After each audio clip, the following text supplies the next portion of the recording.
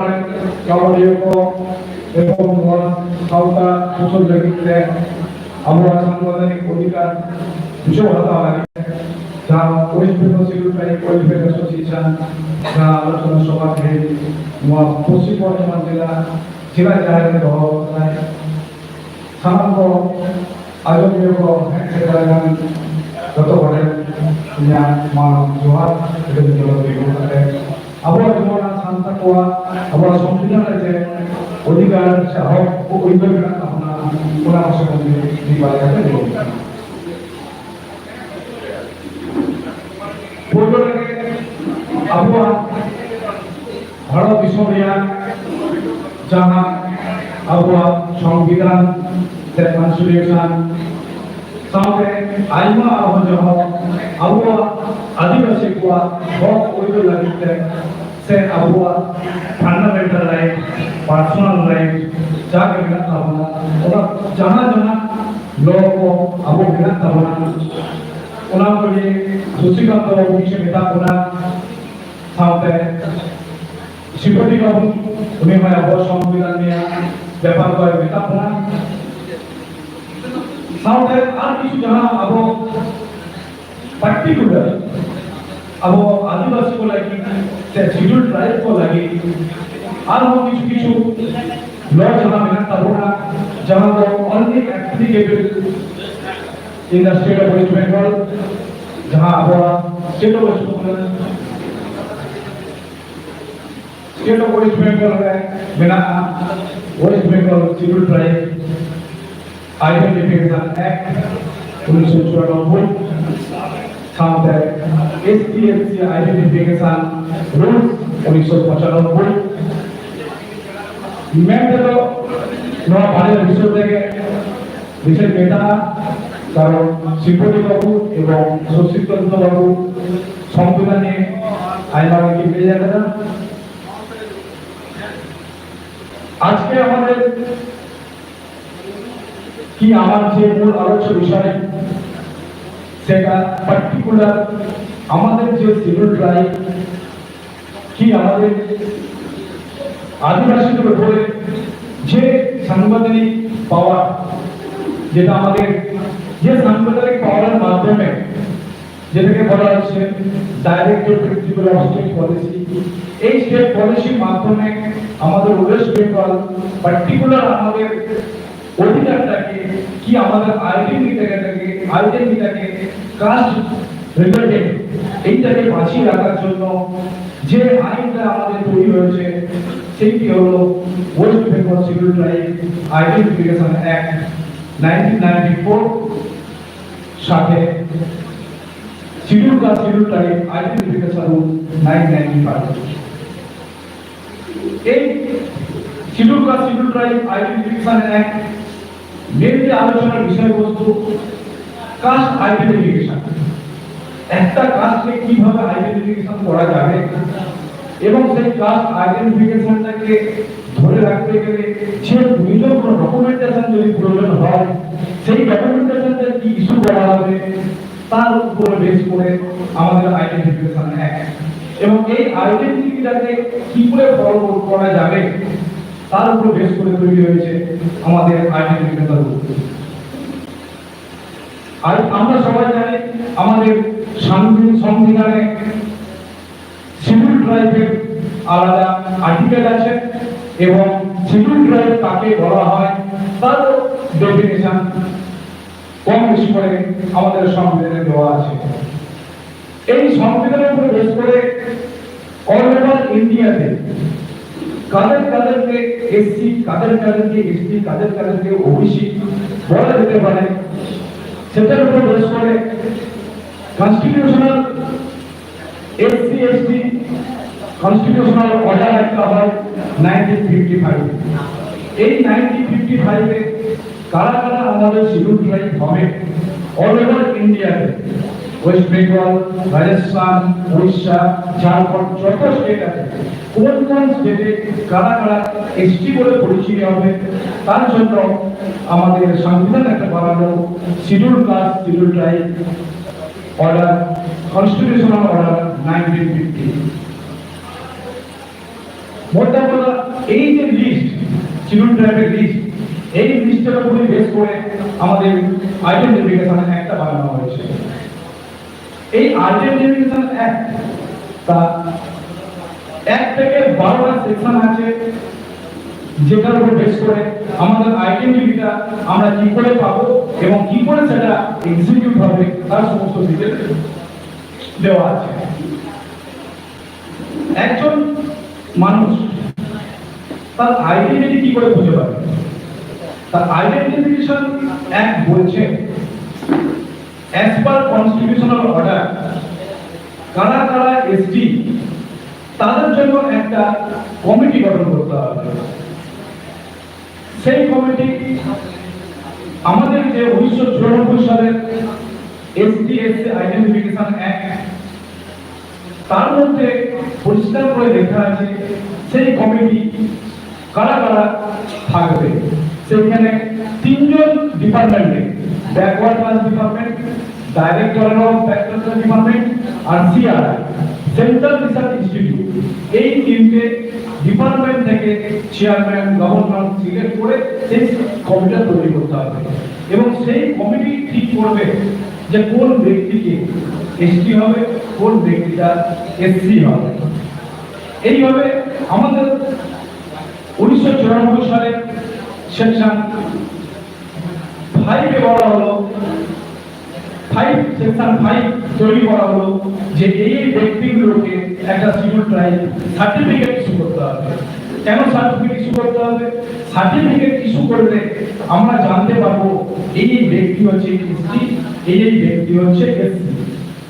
পরবর্তীকালে দেখা গেল যে এসটি এসসিটাকে কেন তৈরি করা হচ্ছে, এই সার্টিফিকেটটাকে আমরা কেন ইস্যু করছি, সেই জন্য এই একটা প্রভিশন রাখা হলো যে কোন ব্যক্তি যদি শিডিউল ট্রাইব সার্টিফিকেট সে ক্লেম করে কি সে সার্টিফিকেট যদি নেয়, সেখানে গভর্নমেন্ট কি করতে হবে, পাবলিক সার্ভিস যে অ্যাক্ট আছে সেই অ্যাক্টে নোটিফিকেশন পাঠাতে হবে যে এই ব্যক্তিবর্গ ওয়েস্ট বেঙ্গলে এসটি। কারণ গভর্নমেন্টের কাছে পুরো রেকর্ড আছে যে আমাদের ওয়েস্ট বেঙ্গলে কোন কোন ব্যক্তি এসটি আছে। আমরা এখন ইদানিং যেটা দেখতে পাচ্ছি কিছু কিছু ব্যক্তি non ST ST certificate issue করছে, সেই এসটি সার্টিফিকেট নিয়ে তারা তাদের চাকরিতে জয়েন করছে। এই যে ব্যাপারটা হচ্ছে সেটা আমার মনে হয় আমাদের যে সংবিধান কি আমাদের যে আইনটা দেওয়া হয়েছে সেই আইনটা পুরোপুরি ফলো করা হচ্ছে না। কারণ একটা আইডেন্টিফিকেশন দিতে গেলে গভর্নমেন্টের যে গাইডলাইন্স আছে সেই গাইডলাইন্সগুলো ঠিকঠাক ফলো হচ্ছে না। কারণ গভর্নমেন্ট যে গাইডলাইন্সটা দিয়েছে সেই গাইডলাইন্সের কিছু কথা আমি আপনাদের বলছি।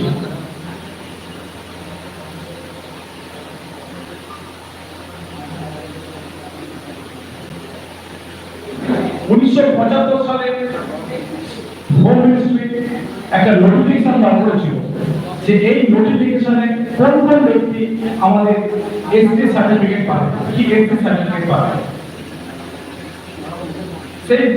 সেই গাইডলাইনটা কি ছিল? প্রথম গাইডলাইনটা হচ্ছে জেনারেল, মানে অ্যাপ্লিকেবল হবে কাদের কাদের ক্ষেত্রে।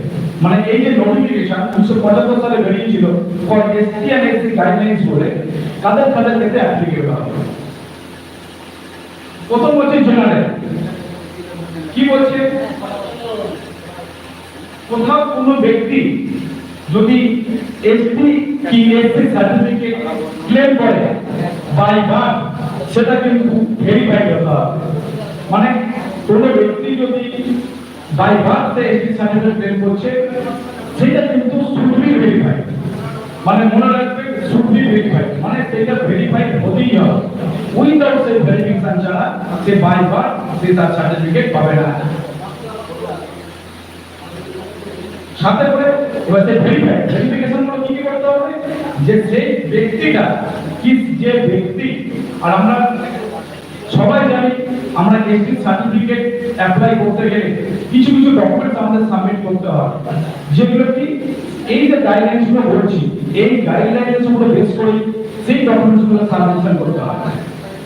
যেমন কোনো ব্যক্তি যদি তার বাবার সার্টিফিকেট থেকে যদি এসটি সার্টিফিকেট নেয়, তাহলে সেই তার বাবার সার্টিফিকেটে তাকে দেখাতে হবে যে সেই ব্যক্তি কি সেই কমিউনিটি কি যে সেই স্টেট থেকে সে বিলং করে বাড়ি বা আর কি যে কমিউনিটি সে ক্লেম করছে তার এসটি সার্টিফিকেটের জন্য, সেই কমিউনিটিটা আমাদের কনসার্ন স্টেট মানে আমাদের এই ওয়েস্ট বেঙ্গল স্টেটের মধ্যেই হতে হবে কি বাই বার্থ।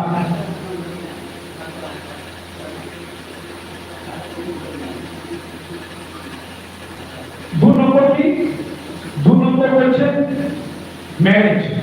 কোন ব্যক্তি বিয়ের পর তার কাস্ট আইডেন্টিটিটা কি হবে? আমরা অনেক ক্ষেত্রে দেখছি জেনারেল যদি কোনো আদিবাসী কি কোনো এসটি মেয়েকে বিয়ে করে সে এসটি হয়ে যাচ্ছে, এরকম এক্সাম্পল অনেক আছে যে কোনো জেনারেল যদি এসটি মেয়েকে বিয়ে করে তাহলে তার হাজবেন্ডটা এসটি সার্টিফিকেট পাচ্ছে, কিন্তু সেখানে প্রভিশন দেওয়া আছে যে কোর্ট ক্ষেত্রে এক্সেপশনাল কেস একটা আমাদের হয়েছিল স্টেট অফ আসামে। একটা ভদ্রলোক আমাদের এসটি মহিলাকে বিয়ে করেছিলেন, তাকে আসাম হাইকোর্ট তাকে এসটি সার্টিফিকেট ইস্যু করেছিল। কেন ইস্যু করেছিল? আমাদের একটা বলা আছে যদি কোনো জেনারেল এসটি মেয়েকে বিয়ে করে তাকে টোটালি আমাদের যে কাস্টম, আমাদের যে ইউসেজ, আমাদের যে কমিউনিটি, আমাদের যে কালচার, তাকে এই কালচারের মধ্যে আসতে হবে এবং এই কালচার সে ফলো করছে কি না তার জন্য আমাদের যে স্কুটি কমিটি আছে সেই স্কুটি সমিতিকে সেটা অ্যাপ্রুভ করবে উইথ ভেরিফিকেশন যে আদৌ সেই ব্যক্তিটা আমাদের কাস্টম আমাদের ইউসেজ ফলো করছে কিনা। যদি সেটা ফলো করে তাকে এসটি সার্টিফিকেট দেওয়া হবে, তার একটা জাজমেন্ট আছে আসাম হাইকোর্টে এবং ওনার ভদ্রলোকটাকে এসটি সার্টিফিকেট ইস্যু করা হয়েছিল। নরমালি কোন জেনারেল যদি এসটি কে বিয়ে করে সে কিন্তু এসটি সার্টিফিকেট পাবে না। ঠিক উল্টোটা কোন আদিবাসী মেয়ে যদি কোন জেনারেলকে বিয়ে করে তার এসটি সার্টিফিকেটটা কিন্তু আইডেন্টিফিকেশন কিন্তু পৌঁছে যাবে না। যতদিন সে বেঁচে আছে ততদিন তার কাস্ট আইডেন্টিফিকেশন নিয়ে বেঁচে থাকবে। তাহলে আমরা বলবো তাহলে যদি একটা ট্রাইবাল মেয়ে যদি নন ট্রাইবালকে বিয়ে করে তাহলে তাদের যে ওয়েটলকের পর তাদের যে ইস্যু হবে তাদের ছেলে মেয়ে তাদের কি হবে? আইন বলছে কোন এইরকম যদি ট্রাইবালের সাথে নন ট্রাইবালের যদি বিয়ে হয় তাদের ছেলে মেয়েগুলো কিন্তু কাস্ট সার্টিফিকেট পাবে অ্যাজ এ প্যাটার্নাল রিলেশনশিপ থেকে, মানে তার বাবার সম্পর্কে তার এইভাবে তার মায়ের আইডেন্টিফিকেশনটা নষ্ট হয়ে যাবে। তার মায়ের আইডেন্টিফিকেশনটা অ্যাসিডিক সিভিল রাইট থেকে যাবে, কিন্তু তাদের যে নেক্সট জেনারেশন তাদের যে ছেলে মেয়ে তাদের এসে জেনারেল হিসাবে ঠিক করতে হবে। সুতরাং আমরা যে লড়াই নেমেছি এই লড়াই আপনারা অনেকেই কাজ করছেন, আরটিআই করছেন, ডিপার্টমেন্টে যাচ্ছেন, এই জিনিসগুলো দেখবেন যে সেই ব্যক্তিটা সেই কোথা থেকে সে এসটি সার্টিফিকেটটা পেয়েছে, অ্যাকচুয়ালি তার অরিজিনটা কোথায়। কারণ প্রাইমারি রুলস হচ্ছে একটা এসটি পেতে গেলে তার আইডেন্টিটি যেটা তার আইডেন্টিটি হচ্ছে তার paternal blood relationship. Paternal blood relationship মানে তার বাবার দিক থেকে যে ব্লাড রিলেশনশিপ গুলো হয় সেটাকে বলা হয় প্যাটার্নাল ব্লাড রিলেশনশিপ। এই ব্লাড রিলেশনশিপের দিক থেকে যদি কোনো সার্টিফিকেটে দেখাতে পারে যে সার্টিফিকেট ক্লেম করছে একটা এসটি তবেই সে পাবে। সেকেন্ড তাকে এসটি সার্টিফিকেট পেতে গেলে প্রায় টু 1950 কোন দলিল যদি থাকে সেটা তাকে অবশ্যই প্রডিউস করতে হবে এবং শুধু সেই ডিল প্রডিউস করলেই হবে না, সেই ডিলের মধ্যে ক্লিয়ারলি মেনশন থাকতে হবে যে সেই ব্যক্তিটা কোন কমিউনিটি বিলং করছে, তবেই সে সেই এসটি সার্টিফিকেট পাওয়ার যোগ্যতা অর্জন করবে। আমরা যদি দেখি যে কোনো ব্যক্তি তার ফলস ডকুমেন্ট দিয়ে ঠিক ইস্যুইং অথরিটিকে মিসরিপ্রেজেন্টেশন করে সে একটা এসটি সার্টিফিকেট ইস্যু করেছে, তার জন্য আমাদের কি করতে হবে, আমাদের কনসার্ন অথরিটি কি ইস্যুইং অথরিটি তার কাছে আমাদের একটা ক্যান্সেলেশনের জন্য একটা অ্যাপ্লিকেশন করতে হবে। এবং সেই ক্যান্সেলেশন অ্যাপ্লিকেশন যেটা আমরা করব সেটা আপনাদেরকে দেখতে হবে। সেই ক্যান্সেলেশন অ্যাপ্লিকেশন যেটা আমরা করছি, গভর্নমেন্ট তার জন্য একটা রিটিন নোটিশ ইস্যু করবে।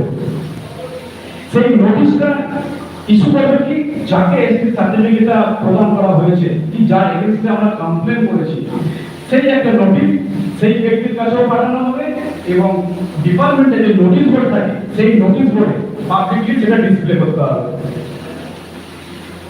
এবং সেই ডিসপ্লে নোটিশে লেখা থাকবে যে আপনি আপনার original ST certificate, not xerox, আপনি আপনার অরিজিনাল সার্টিফিকেট ইন পারসন, মানে আপনি নিজে এসে উইদিন 50 ডেজ, একদম টাইম মেনশন করা আছে, উইদিন 50 ডেজের মধ্যে কনসার্ন অথরিটির কাছে আপনাকে অরিজিনাল এসটি সার্টিফিকেটটা জমা রাখতে হবে। Until disclosure of this matter, যতদিন না এই এসটি সার্টিফিকেটের ব্যাপারটা, অরিজিনালিটি ব্যাপারটা ক্লিয়ার না হচ্ছে, ততদিন কিন্তু আপনার এসটি সার্টিফিকেটটা ডিপার্টমেন্টে জমা থাকবে।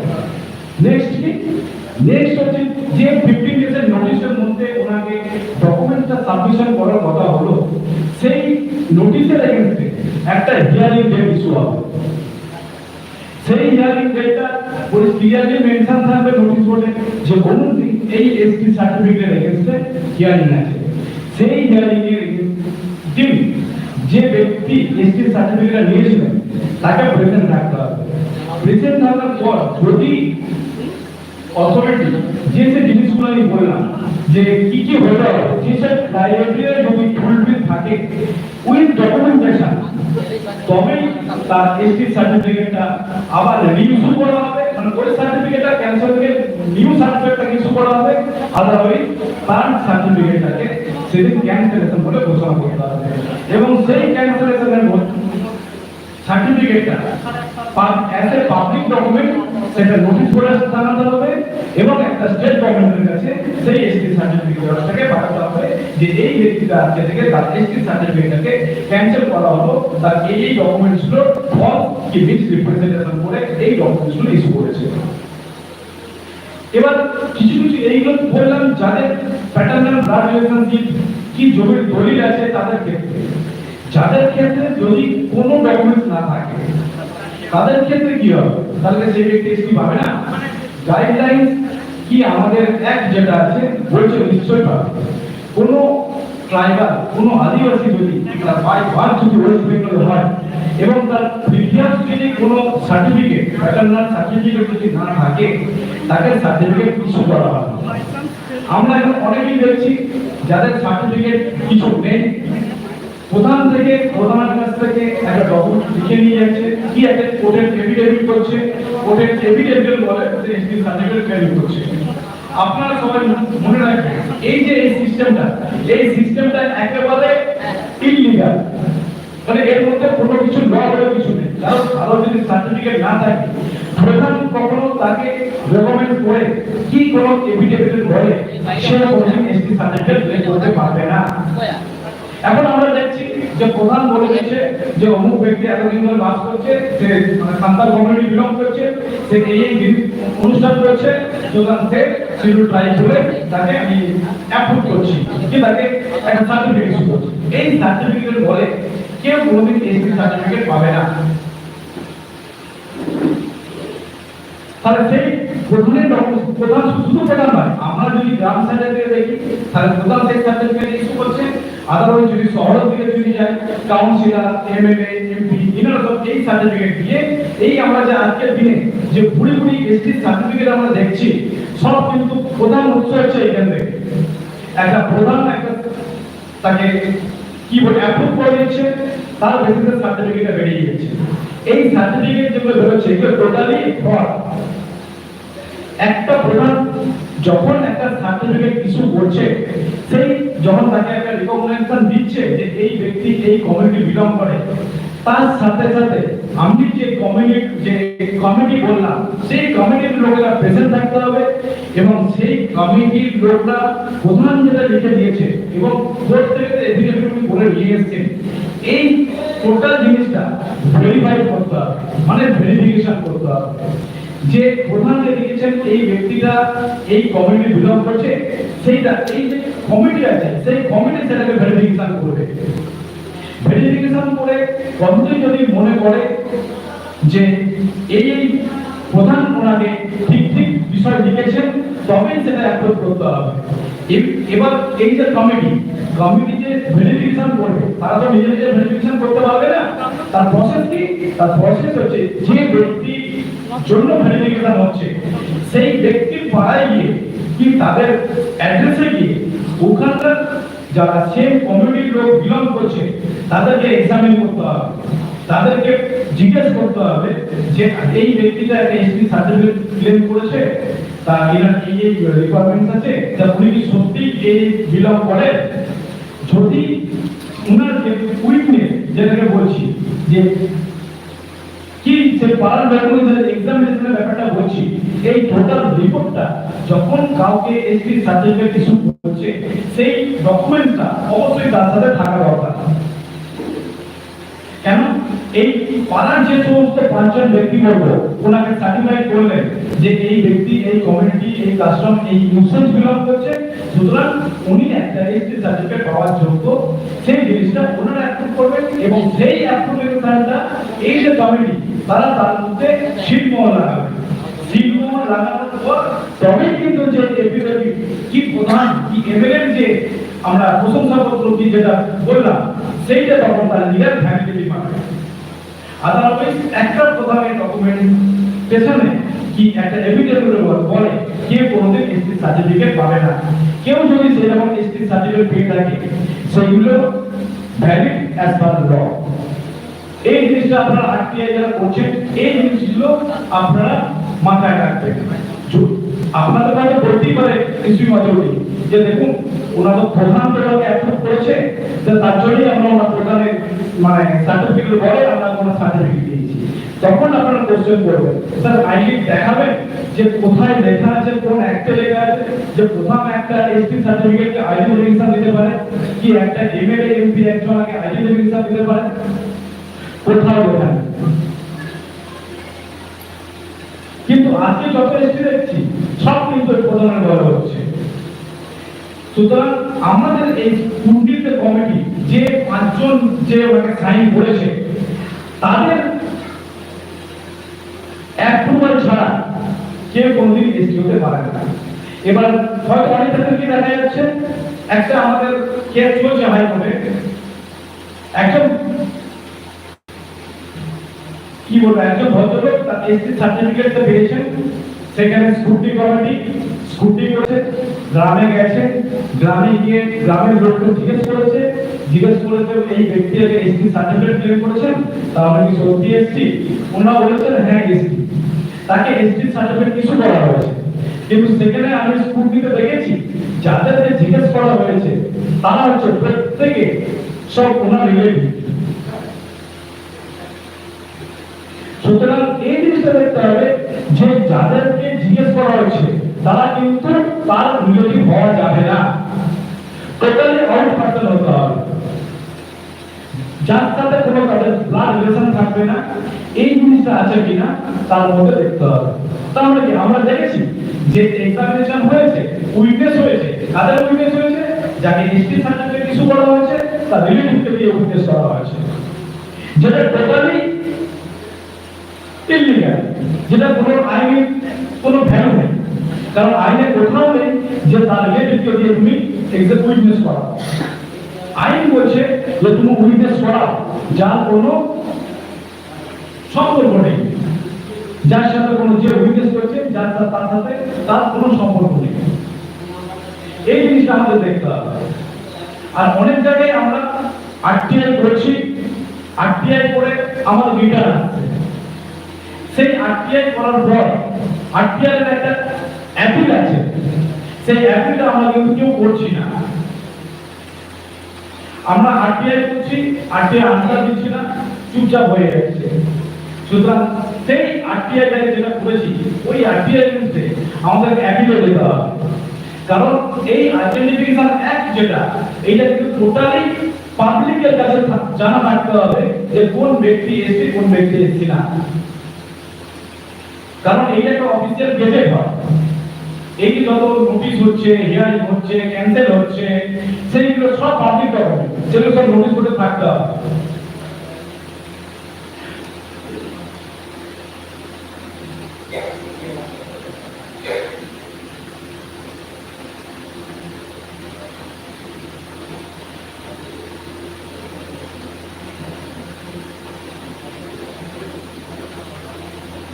এবার বলি বাইরে বাইরে যারা যারা আমাদের আউট অফ স্টেট, তারা কি এসটি অ্যাপ্লিকেবল হবে কি হবে না, যেটাকে বলা হচ্ছে মাইগ্রেশন। কোন লোক যদি অন্য স্টেট থেকে আমাদের স্টেটে এসে এসটি সার্টিফিকেট ক্লেম করে, সে কিন্তু এসটি সার্টিফিকেট পাবে না। এর পরিমাণ বলা আছে, where a person migrates from the portion of the state in respect of which his community is scheduled to another part of the same state in respect of which his community is not to be scheduled. Where a person migrates from a state to another, he can claim to bring to scheduled caste or scheduled tribe only in relation to the state to which he originally belongs and not in respect of the state to which he has migrated. মানে কোন ব্যক্তি যদি অন্য state থেকে আমাদের এই স্টেটে এসে মাইগ্রেশন করে, সে কিন্তু এই স্টেটের কিন্তু সে এসটি সার্টিফিকেট বিলং করতে পারবে না। সুতরাং অনেক ক্ষেত্রে আমরা দেখছি যে আউট স্টেটের যারা লোক ওখানে ওনারা জেনারেল ডিল করছেন, আমাদের ওয়েস্ট বেঙ্গলে এসে এই প্রধানের মারফতে, কাউন্সিলের মারফতে এসে এসটি সার্টিফিকেট ক্লেম করছেন। ইনারা কিন্তু প্রত্যেকেরই এই যে গাইডলাইন, মানে মাইগ্রেশন করে যে গাইডলাইন্স আছে, এই গাইডলাইন্সটা ঠিকঠাক ফলো হচ্ছে না। সুতরাং কোথাও যদি কোনো দেখবেন আপনারা কাজ করতে গিয়ে যে কোনো ব্যক্তি আউট স্টেট থেকে এসে এখানে এসে এসটি সার্টিফিকেট ক্লেম করেছেন, তখন কিন্তু তার মাইগ্রেশনটা দেখার চেষ্টা করবেন যে সে কোন স্টেট থেকে এসেছে, এবং সেই মাইগ্রেশন যে সিস্টেমটা, এটা তো টোটালি ডকুমেন্টেশন, মানে ভ্যালিড ডকুমেন্টেশনের মাধ্যমে মাইগ্রেশনটা হয়, এবং সেখানে তাকে পরিষ্কারভাবে বলা লেখা থাকে তার ডেট অফ বার্থ কবে, তার প্লেস অফ বার্থ কোথায়, তার বাবার প্লেস অফ বার্থ কোথায়, সেগুলো সমস্ত ডিটেইলস লেখা থাকে। এবং মাইগ্রেশনের যে রুল, সেই রুলটা কিন্তু ওনার সার্টিফিকেট যখন তাকে ইস্যু করা হচ্ছে, সেই মাইগ্রেশন রুলটা কিন্তু তার সার্টিফিকেটের সঙ্গে অ্যাটাচ থাকে। আমরা হাওড়া ডিস্ট্রিক্টে অনেক আছে যারা বিহার থেকে এসেছে, ওখানে জেনারেল একজন ওবিসি, কেউ এসসি, এরকম কেউ এসটি এরকম সার্টিফিকেট পেয়েছে।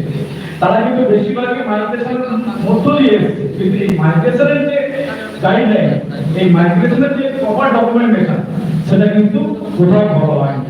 যারা হাওড়া ডিস্ট্রিক্টে কাজ করছেন তারা এই ব্যাপারটা একটু ভালো করে খেয়াল করে দেখবেন।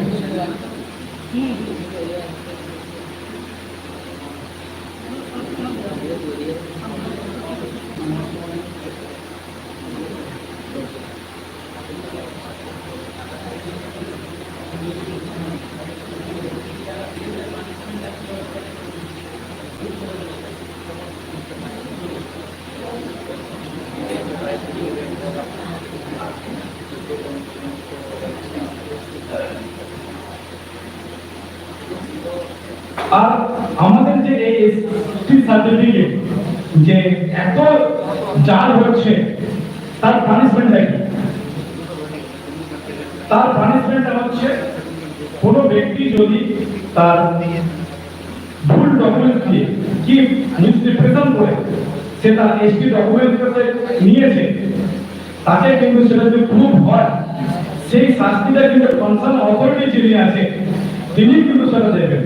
কারণ অ্যাজ পার ল সেই পাওয়ারটা তাকে দেওয়া হয়েছে। কি সেই পানিশমেন্ট আছে সেই ব্যক্তি 2 বছর জেল হবে উইথ 5000 ফাইন। এই দুটো ফাইন তাকে কিন্তু পানিশমেন্ট দিতেই হবে, এবং সেই পানিশমেন্টটা কনসার্ন অথরিটিকে পাওয়ার দেওয়া আছে যে যে ব্যক্তি ফলস ডকুমেন্ট দিয়ে ডকুমেন্ট ইস্যু করেছে তাকে কিন্তু এই পানিশমেন্টটা পেতে হবে। এবার যদি বলি যে এসডিও, যে কনসার্ন অথরিটি যে এসডি সার্টিফিকেটটা ইস্যু করছে, তার কি পানিশমেন্ট? অ্যাকচুয়ালি পানিশমেন্টটা তার কিছু নেই, অ্যাকচুয়ালি ওনাকে শুধু দায়িত্ব দেওয়া হয়েছে যে যে ব্যক্তি একটা এসটি সার্টিফিকেট ক্লেম করছে তার প্রপার ডকুমেন্টস সে সাবমিট করেছে কিনা, এবং অ্যাজ এ প্রাইমারি ফেসি মানে কি, এই প্রাইমারি ফেসি যে কথাটা, এই প্রাইমারি ফেসি এটা হচ্ছে লিগ্যাল টার্ম। এই লিগ্যাল টার্ম মানে কি, প্রাইমারি ফেসি হচ্ছে একটা নামই বোঝা যাচ্ছে যে সে এসটি হতে পারে না, কোনো বিশ্বাস, কোনো খাতুন, এই যে এই এক্সাম্পলগুলো বলা হচ্ছে প্রাইমা ফেসি। কারণ প্রাইমা ফেসি বলে দিচ্ছে যে এই মানুষটা সে এসটি কখনো হতে পারে না। কিন্তু আমরা দেখেছি খাতুন এসটি হচ্ছে, বিশ্বাসের এসটি হচ্ছে, তখন আমাদের কি কর্তব্য, আমাদের তখন দেখতে হবে যে কনসার্ন অথরিটি ওনাকে বলতে হবে যে স্যার কাইন্ডলি এই প্রাইমা ফেসি যে অপশনটা আছে, কি প্রাইমা ফেসি যে প্রসিজারটা আছে, কাইন্ডলি স্যার আপনি ফলো করেন। প্রাইমা ফেসি যদি ফলো করে থাকেন তাহলে তাহলে সেই প্রাইমা ফেসি রিপোর্টটা কোথায়? কারণ যখন প্রাইমা ফেসিতে যখন কোনো কারণ সার্টিফিকেট ইস্যু করা হচ্ছে, সেই প্রাইমা ফেসি রিপোর্ট কিন্তু কনসার্ন ডিপার্টমেন্টে থাকতে হবে। কারণ একটা মজলুম এদের ক্ষেত্রে কিন্তু প্রাইমা ফেসিটা অ্যাপ্লিকেবল না। কারণ এইটা আমাদের যে কনস্টিটিউশনাল অর্ডার 1950 সেখানে পরিষ্কার মেনশন করা আছে যে কারা কারা এসটি হবে, কিন্তু যেখানে প্রাইমা ফেসি কথা আসছে পার্টিকুলার সেই বিষয়ে বলা হয়েছে যে এই প্রপার ভেরিফিকেশনটা, সেই ভেরিফিকেশন এবং রিপোর্ট সেখানে প্রেজেন্ট থাকতে হবে। আজকে একটা খাতুন কি একটা বিশ্বাস এসটি সার্টিফিকেট ইস্যু করছে, আমরা আরটিআই করছি, আরটিআই করে আমরা রিপোর্ট দিল কি দিল না, সাপোজ ধরে নিলাম রিপোর্টটা দিয়েছে, রিপোর্টটা দিয়ে বললো যে হ্যাঁ এই ব্যক্তি এই ডকুমেন্ট দিয়েছে, এই তাওলাকে এসটি হচ্ছে, তখন আপনারা বলবেন যে স্যার ওনার নামটাই তো বলে দিচ্ছে যে প্রাইমা ফেসি মানে ইটসেলফ নিজেকে প্রমাণ করছে যে আমি এসটি না, তাহলে স্যার এই প্রাইমা ফেসি রিপোর্টটা কোথায়, এই প্রাইমা ফেসি ভেরিফিকেশনটা কোথায়? কাইন্ডলি স্যার এই প্রাইমারি ভেরিফিকেশন যে রিপোর্টটা আছে সেই রিপোর্টটা স্যার কাইন্ডলি আমাদের দেখাতে হবে। কারণ আপনিও জানেন আমিও জানি যে প্রাইমারি ফেসি করে দিচ্ছে এই ব্যক্তি এসটি পাবে না। এই জিনিসগুলো আপনার কাজ করতে গিয়ে এই ছোট ছোট জিনিসগুলো আপনারা দেখবেন, যদি এই জিনিসগুলো আপনার মাথায় না রাখেন আপনার ডিপার্টমেন্টে যাবেন, কনসার্ন অথরিটি আপনাদের বলে দেবে, আপনারা ব্যাগে চলে আসবেন, আপনারা নিতে বলে না ঠিকঠাকই তো আছে, সবই দিয়েছে, আদৌ এগুলো ফলো হচ্ছে না। তার জন্য আমি বড় করে কিছু বলছি না, শুধুমাত্র আপনাদের এর আগেও অনেক কথা বলেছি আপনাদের এই আইন নিয়ে। আজকে যে পয়েন্টগুলো আমি বলছি, এই ছোট ছোট যে পয়েন্টগুলো আপনারা কাজ করতে যাচ্ছেন, যদি ভুল না হয় তার জন্য এই ছোট ছোট পয়েন্টগুলো আমি ধরিয়ে দিচ্ছি যে এই ছোট ছোট পয়েন্টগুলো আপনারা দেখবেন বলছি। এবং এই যে ছোট ছোট ভুলগুলো এগুলো প্রত্যেকটাই অথরিটিকে দিতে বাধ্য পাবলিককে, এবং ডিসপ্লে করতে হবে এগুলো। কারণ এই সব ক্ষেত্রে গভর্নমেন্ট নিজে বলছে, আইন নিজে বলছে, যদি কোনো নাম নিয়ে যদি প্রাইমারি ফেসি ডিসপিউট হয় তাহলে গভর্নমেন্ট তার এগেইনস্টে সুমোটো একটা ম্যাটার স্টার্ট করতে পারে, একটা কেস স্টার্ট করতে পারে for the disposal of the certificate. কোনো নামে দিয়ে যদি প্রাইমারি ফেসি চলে আসে, কনসার্নিং অথরিটি কি ইস্যু করতে নিজে একটা সুমোটো কেস স্টার্ট করতে পারে, কিন্তু কেউ করছে না। সুতরাং আমাদেরকে এগুলো বলতে হবে যে স্যার যেখানে নামের মধ্যে যেখানে প্রাইমারি করে দিচ্ছে যে সে তার একটা সেখানে একটা ডিস্টারবেন্স আছে, সেখানে ডাউটফুল আছে, সে ব্যক্তি এসে সার্টিফিকেট পাবে কি পাবে না, স্যার আপনার একটা উচিত ছিল যে একটা সুমোটো একটা প্রসিডিউর করা, যে পাওয়ারটা আপনাকে এই আইনের মাধ্যমে দেওয়া আছে। আজকে এই জিনিসগুলো টোটালি আমাদের ফলো হচ্ছে না বলে আমাদের চারিদিকে এত এই এসটি সার্টিফিকেটে ভরে যাচ্ছে। এবং আজকে ডেটে যে এসটি সার্টিফিকেট ইস্যু হচ্ছে ম্যাক্সিমামটা ফর। আমি একটা মানে পার্সোনাল রিজন একটা আর্টিকেল করেছিলাম, আপনাদের পাঠিয়েছিলাম। একটা ডিপার্টমেন্ট বলছে যে ওনার যে এসটি ডকুমেন্ট তো আমাদের কাছে পাঠায়নি, আমরা তো পাইনি, কিন্তু আইন বলছে কোন ব্যক্তি যদি এসটি সার্টিফিকেট ইস্যু করে এবং সেই এসটি সার্টিফিকেটটা যদি তার পাবলিক সার্ভিসে কাজে লাগে, তাহলে পাবলিক সার্ভিস যে অ্যাক্ট আছে সেই পাবলিক অ্যাক্টের যে কনসার্ন অথরিটি আছে তাদেরকে কিন্তু একটা কপি পাঠাতে হবে, কারণ তাদের নলেজে থাকবে যে এই ব্যক্তি এসটি সার্টিফিকেট পেয়েছে। যদি কোনোদিন সেই ব্যক্তি, সাপোজ আমি যদি কোনো একটা গভর্নমেন্ট পাবলিক সার্ভিসে যাই, আমার একটা ডকুমেন্ট কিন্তু গভর্নমেন্টের কাছে অলরেডি পৌঁছানো দরকার। ঠিক কেন? যখন আমি অ্যাজ এ এসটি হিসাবে আমি জব করবো কি সার্ভিস করবো, সেই এসটি সার্টিফিকেটটা ওরা যেন সেটাকে সার্টিফাই করে যে হ্যাঁ এই ব্যক্তি এসটি সার্টিফিকেট আছে। কিন্তু আমার একটা রিসেন্ট একটা কেসের ক্ষেত্রে দেখলাম ডিপার্টমেন্ট বলছে ওনার এসটি সার্টিফিকেট আমার কাছে নেই, সুতরাং যে কনসার্ন অথরিটি ওনাকে জব দিচ্ছে কি রিক্রুট করছে আপনি কাইন্ডলি তাকে দিয়ে চার্জ করুন যে সেই ব্যক্তিটা আদৌ এসটি সার্টিফিকেট দিয়েছে কিনা। মানে এই ছোট ছোট বিষয়ের জন্য যে আমাদের এই প্রসেসটা এত দেরি হচ্ছে এবং আমরা যারা ডিপার্টমেন্টে যাচ্ছি ঘুরে এসে আবার সেই জায়গাতে দাঁড়িয়ে যাচ্ছে। এই জিনিসগুলো যাতে নেক্সট না হয় তার জন্য আমাদের এই ছোট ছোট জিনিসগুলো আপনাদেরকে বলে দেওয়া হয়।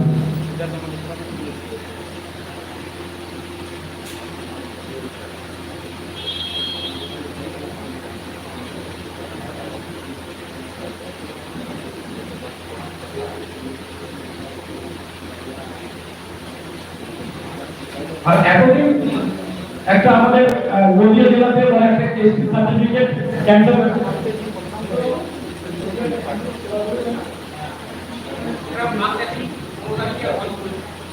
বলছি, এই যে আমাকে মিত্রবাবু বলেছে নদিয়াতে একটা কি বিশ্বাস মনের বিশ্বাসের একটা সার্টিফিকেট ক্যান্সেল হয়েছে। সেই সার্টিফিকেট কেউ জানি আমরা, কেউই জানি না, শুধুমাত্র সেই ডিস্ট্রিক্টে যারা কাজ করছে সেই সব ব্যক্তিরাই জানে যে মনের বিশ্বাসের সার্টিফিকেটটা ক্যান্সেল হয়েছে। কিন্তু আপনারা এখন গিয়ে বলবেন ওনাকে যে স্যার এইটা তো পাবলিক ডকুমেন্ট, আপনারা পাবলিকেশন করুন, আপনারা কেন পাবলিকেশন করছেন না? আপনারা যদি পাবলিকেশন না করেন আদার স্টেটের আদার স্টেটে জানবে কি করে যে এই ব্যক্তিটা এই রিজনের জন্য তার সার্টিফিকেট ক্যান্সেল হয়েছে? আইন থেকে বলছে আপনাদের পাবলিকেশন দিতে হবে, আপনারা কেন পাবলিকেশন দিচ্ছেন না? সুতরাং আপনি যদি পাবলিকেশন না দেন আমরা আপনাদের কাছে লিগ্যাল স্টেপ নেব, কারণ আমরা ওই মূল বিশ্বাসের সার্টিফিকেট ক্যান্সেল হলো আমি জানতে পারলাম, আদার রাজ্যের জানতে পারছেন না।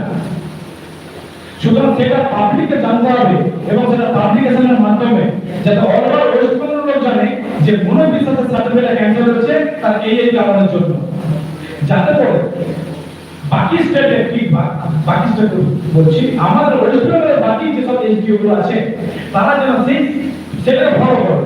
কারণ আমাদের লিগ্যাল টার্মে বলা হয় প্রেসিডেন্ট, মূল বিশ্বাসের যে সার্টিফিকেট ক্যান্সেল হয়েছে সেটা যেন আমাদের West Bengal as a president হিসেবে কাজ হয়।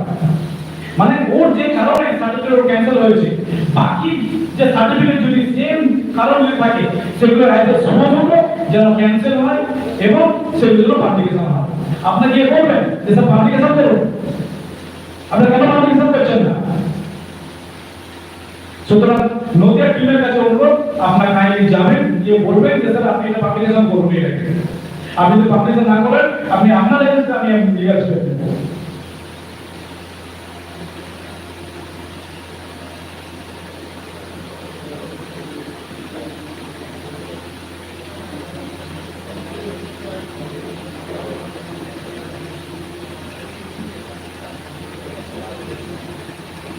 মোটামুটি তাহলে আপনাদের বোঝাতে পেরেছি, আইন অনেকবার বলেছি, আজকে আইনের ভেতর দিয়ে ঢুকছি না।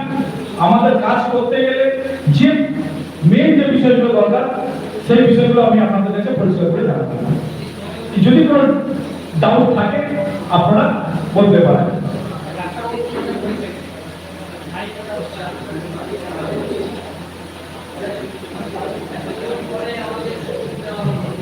হ্যালো, অন্য কারো যদি কোনো কিছু প্রশ্ন থাকে তার আগে আমি একটা কথা ওনাকে আমি জিজ্ঞেস করি। আমাদের অ্যাসোসিয়েশনের পক্ষ থেকে দীর্ঘদিন ধরেই অনেকে বলছে যে অলরেডি এক বছরের ওনারা চাঁদা দিয়েছেন বা আমাদের অ্যাসোসিয়েশনে রেজিস্ট্রেশন করিয়েছেন। তো আমাদের অ্যাসোসিয়েশনের পক্ষ থেকে তো বেশ কিছু কোর্ট কেস করা হয়েছে।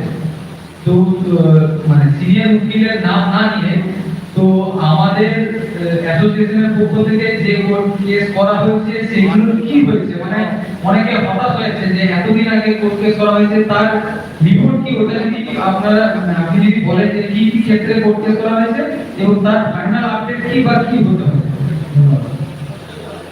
আমাদের দুটো কোর্ট কেস করা হয়েছে গ্রাউন্ড সেম, একটা হচ্ছে একটা ব্যক্তির নামে আর একটা কিছু কয়েকটি ক্যান্ডিডেটের নামে।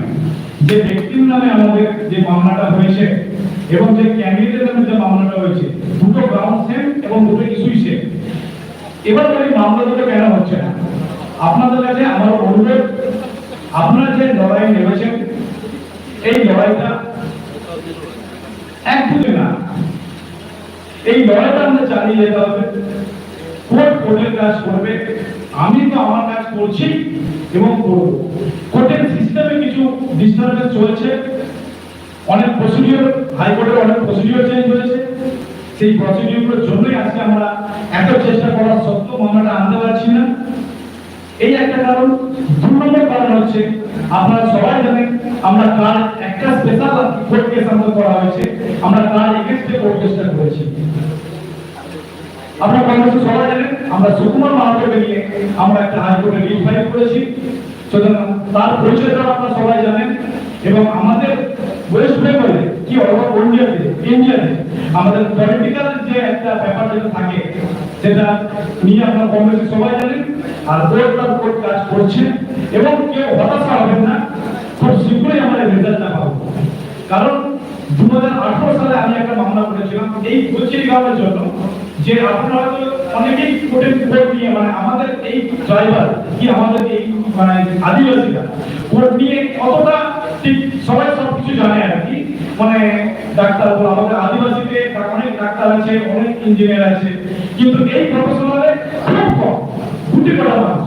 এই গুটি কটা মানুষের জন্য আমাদের এই ড্রাইভার সম্প্রদায় এখনো এই আইন কি আইনের প্রসেস নিয়ে কতটা অভিজ্ঞ নয়।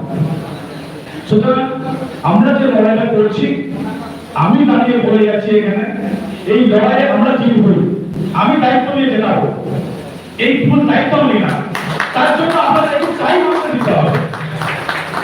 কারণ আমি আমার ফাইলটা নিয়ে আমি যে বলতে পারবো স্যার কাহিনী আমার মামলা করবো,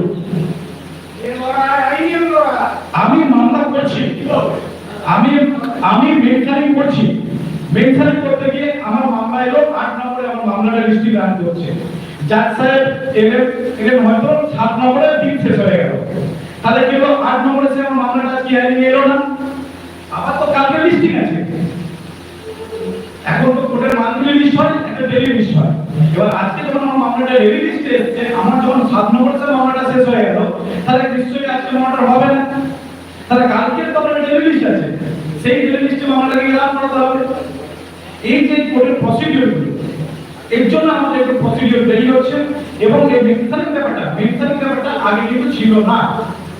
এই মেনশনিং ব্যাপারটা আফটার লকডাউন আমাদের কোর্টে এসেছে। একটা মামলা করতে গেলে মেনশনিং সিস্টেমটা ফলো করতে হবে, মেনশনিং ছাড়া আমরা মামলা করতে পারবো না।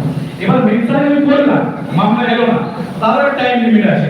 আমি আজকে মেনশনিং করলাম, আবার কালকে মেনশনিং করবো, কোর্ট অ্যালাউ করবে না। একটা মামলাকে যখন আমি 2-3 বার অ্যালাউ মেনশনিং করতে যাব, কোর্ট যখনই ওটাকে খেয়াল করবে, জাজেদের এক্সকিউজ নিয়ে পড়াতে পারছে, হয়তো না কি ম্যাটার আছে এটা যেন বারবার মেনশনিং আসছে, তাহলে this is not a very urgent matter, একে সাইড করে দেয়, বলতেই পারে। সেই লিস্টও আমরা পেয়ে যাচ্ছি না। আমি একটা মামলাকে যখন এবার মেনশনিং স্লিপে তো জাজেদের কাছে যাচ্ছে, কেস নাম্বার দিয়ে যাচ্ছে, জাজ দেখলো আরে এখানে তো ওমেন পার্সন আছে, দিনদার মেনশনিং হচ্ছে, আরো মামলা আছে, সেই মামলাটা দেখবে। সুতরাং আমি কথা দিয়ে যাচ্ছি আপনাদের যে এই মামলাতে আমরাই জিতবো, নো ডাউট। 0.1% চান্স নেই যে আমাদেরকে কেউ কিছু সরাবে এখান থেকে। আমরা যে পয়েন্টগুলো আমরা অ্যালাইজ করেছি, সুতরাং কালকে আপনাদের কাছে অনুরোধ, আপনারা আমাদেরকে একটু টাইম দেন এবং আপনারা একটু লড়াইয়ে থাকুন, এই জয় আমরা জিতবো। 18 তারিখে মামলা ফাইল করেছিলাম, আমার নিজস্ব মামলা 2018 সালে, কালকে অর্ডার পেলাম। 2018 সালে মামলা ফাইল করেছি, হিয়ারিং করে কালকে অর্ডার পেলাম। তাহলে 18, 19, 20, 21, 22 5 বছর পর মামলাটা ডিসপোজ হলো। আর হাইকোর্টে সিস্টেমটা একটু অন্য, কারণ হাইকোর্টের যে মামলাগুলো হয় সেগুলো অ্যাপিল মামলা না হলে রিট মামলা, কারণ লোয়ার জুডিশিয়ালের মামলাগুলো হাইকোর্টে যায় না। আর হাইকোর্টের যত বেঞ্চ আছে প্রত্যেকটা বেঞ্চে আলাদা আলাদা তাদের ভাগ করে দেওয়া আছে যে এই জাজ ইনি এই কেসটা দেখবেন, মানে ইনি পঞ্চায়েত ডিপার্টমেন্টে দেখবেন, ইনি লোয়ার এডুকেশন দেখবেন, হায়ার এডুকেশন দেখবেন, ইনি পুলিশন অ্যাকশন দেখবেন, ইনি সিভিল অর্ডার দেখবেন, ইনি অরিজিনাল ফাইল দেখবেন, ইনি কর্পোরেশন ম্যাটার দেখবেন, ইনি মিউনিসিপ্যালিটি ম্যাটার দেখবেন। এই রকম ভাগ করা আছে। এবং অনেকেই হয়তো কোশ্চেন করছে যে আরে আজকে মামলা ফাইল করলো, আজকে হিয়ারিং হলো কেন? আমার নিজের দেখতে হচ্ছে। আমি আগস্টের 5 তারিখে মামলা ফাইল করেছি, 19 তারিখে আমার মামলা হয়েছে, 19 তারিখে হিয়ারিং করেছি। কেন? কারণ সেটা ছিল আমার সিভিল অর্ডার। কারণ লোয়ার কোর্টে একটা মামলাকে আমি রিভিশন করে হাইকোর্টে ফাইল করেছিলাম। সেখানে পাঁচটা মামলা ফাইল হয়, একটা সিভিল অর্ডার কোর্টে চ্যালেঞ্জ হয়, হয়তো পাঁচটা মামলা ফাইল হয়, হার্ডলি 12 থেকে 15টা লিস্টে কটা আছে। যেখানে সিভিল যে মানে যিনি জাস্টিস সিভিল অর্ডারটা দেখছেন, রিভিশনটা দেখছেন, তারপরে দেখা যাবে পাঁচটা লিস্ট হচ্ছে হার্ডলি 20টা 25টা, তাতে কোনো ব্যাপারই না। তাহলে আমি সিভিল অর্ডারটা যখন রিভিশনে গেলাম হাইকোর্টে, একটা 5 তারিখে মামলা ফাইল করলাম, 19 তারিখে হিয়ারিং ডেট পেলাম, হিয়ারিংও করে দিলাম। কিন্তু আমাদের যে রিটেন ক্ষেত্রে পার ডে হাইকোর্টে সবথেকে মামলা ফাইল হয় রিগার্ডিং রিট, যেটা আমরা করেছি। পার ডে 1000, 5000, 10000 মামলা ফাইল হচ্ছে পার ডে। কারণ বিলিভ, আপনারা তো বিশ্বাস করতে পারবেন না, পার ডে 10000, 5000 করে রিট ফাইল হচ্ছে। একটা জাজ যে রিট দেখবে তার কাছে 2000 লিস্ট চলে যাচ্ছে একদিনে, এই লিস্ট 2000 মামলা সম্ভব? কোনোদিনও সম্ভব না। সুতরাং এই একটা সিচুয়েশন চলছে এবং আমাদের হাইকোর্টে অনেক বেঞ্চ ফাঁকা রয়েছে। যখন এগুলো মোটামুটি একটা আমরা ওভারকাম হয়ে যাবে, আশা করি আমরা খুব শীঘ্রই আমরা আমাদের হিয়ারিংটা হবে। আপনাকে হতাশ হবে না, এটা আবার আপনাদের রিকোয়েস্ট করছি, আপনাকে হতাশ হবে না, কেউ হাল ছাড়বেন না, একটু আইনের উপর ভরসা রাখুন। এটা জাস্ট সিস্টেমের একটা গাফিলতি চলছে, তার জন্য আমরা মামলাটাকে হিয়ারিং করতে পারছি না।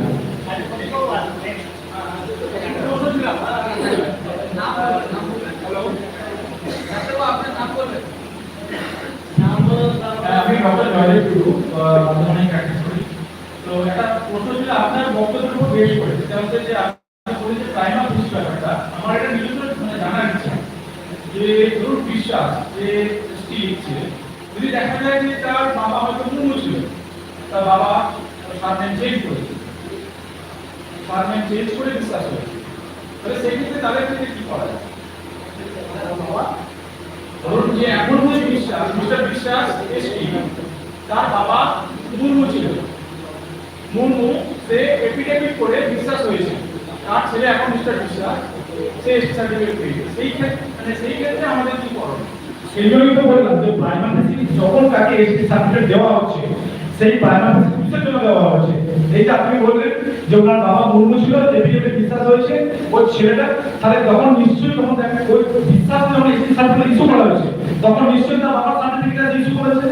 তার বাবার সার্টিফিকেট যদি ইস্যু করে থাকে তাহলে ঠিক আছে, কারণ এখানে বলেছে কি যে বাই বার্থ যদি কেউ এসটি হয় কিংবা প্যাটার্নাল ব্লাড রিলেশনশিপে যদি সার্টিফিকেট ইস্যু করে থাকে, তাহলে তাকে তার সার্টিফিকেট লজিক্যাল। সেই ক্ষেত্রে আমাদের কি করা? ধরুন যে মিস্টার বিশ্বাস এসটি হয়ে একটা কলেজে ঢুকলো, তাহলে সেই বিশ্বাস থাকবে সারা জীবন? হ্যাঁ, সে বিশ্বাস থাকবে, কিন্তু তার এসটিটাও তাকে ক্যারি করবে। তখন কি জানতে হবে কি যে উনি যে এসটি সার্টিফিকেট দিয়েছিলেন, তার সার্টিফিকেটে প্রাইমারি যখন বলেছে বিশ্বাস, তাই প্রাইমারি রিপোর্ট আছে, তাই প্রাইমারি রিপোর্টে লেখা থাকে যে হ্যাঁ তার বাবা মুর্মু ছিল, সে এসটি হয়ে গেছে, ঠিক আছে, তাহলে এই ডকুমেন্ট আমাদের কাছে রয়েছে, সেই জন্য আমরা এসটি সার্টিফিকেট দিয়েছি। এবং তার এসটি সার্টিফিকেট যদি সেরকম হয়ে থাকে, তাহলে এসটি সার্টিফিকেট মানে ভ্যালিড আছে। ঠিক আছে, আইনের চোখে এটা তো লজিক, আইনের চোখে লজিক। কিন্তু আমি বলছি তাহলে আমাদের সমাজের পক্ষ থেকে কি করণীয়?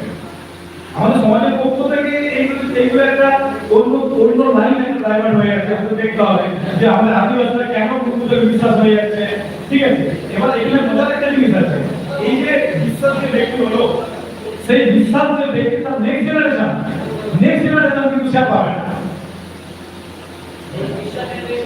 ওই বিশ্বাসের নেক্সট জেনারেশন সে কিন্তু এসে সার্টিফিকেট ক্লেম করতে পারবে না। এই জিনিসটা খেয়াল করতে হবে।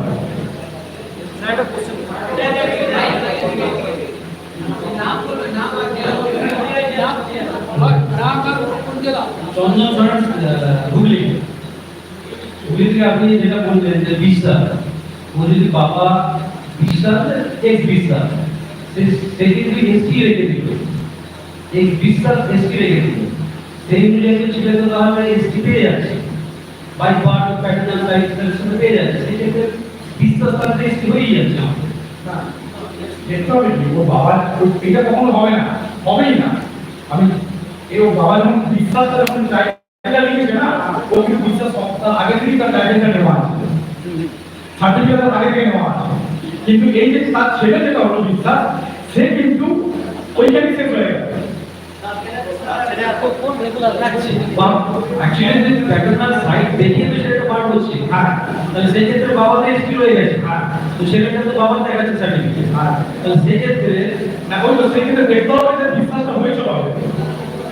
সেখানে যখন সে রিপোর্টে তো লেখা যাবে পরিষ্কার। আমাদের এক কথা যে আমাদের আইডিয়া তো ফান্ডামেন্টাল কিন্তু এখন ঠিক নেই যে এই ফান্ডামেন্টালগুলো এসটি হতে পারে, এটা কিন্তু পরিষ্কার নেই, এই জায়গায় আমরা ফেসে যাচ্ছি। এই জায়গায় আমরা ফেসে যাচ্ছি ঠিকই, কিন্তু এই জায়গাতে আমরা হয়তো ঠিকভাবে আমরা মানে কনসার্ন অথরিটিটাকে ঠিকভাবে আমরা চ্যালেঞ্জ করতে পারছি না। কারণ সামনের বলে কিন্তু এই কথাটা কিছু বলছে না, ঠিকই মেনে নিলাম যে সামনে বুঝতে পারছি না কেস ছিল, কিন্তু নর্মালি আমরা বুঝতে পারছি যে না সামনে টেস্টি হবে না, এটা তো বুঝতে পারছি, এটা তো দেখা যাচ্ছে পাবে না। কিন্তু এই যে প্রসেসটা যেটা বললাম যে তাকে প্রধান যদি ইস্যু করে থাকে, প্রধানের সার্টিফিকেট যেটা সেটা কি ভেরিফাই হয়েছে? কারণ ল হয়েছে একটা প্রধান কিংবা এপিডিসি বলে সার্টিফিকেট করতে পারে না যতক্ষণ না সেই প্রধানের সার্টিফিকেটের উপর ভেরিফিকেশন হচ্ছে এবং সেটা ভেরিফাই করে স্ট্যাম্প হচ্ছে, তখন কিছু হবে না।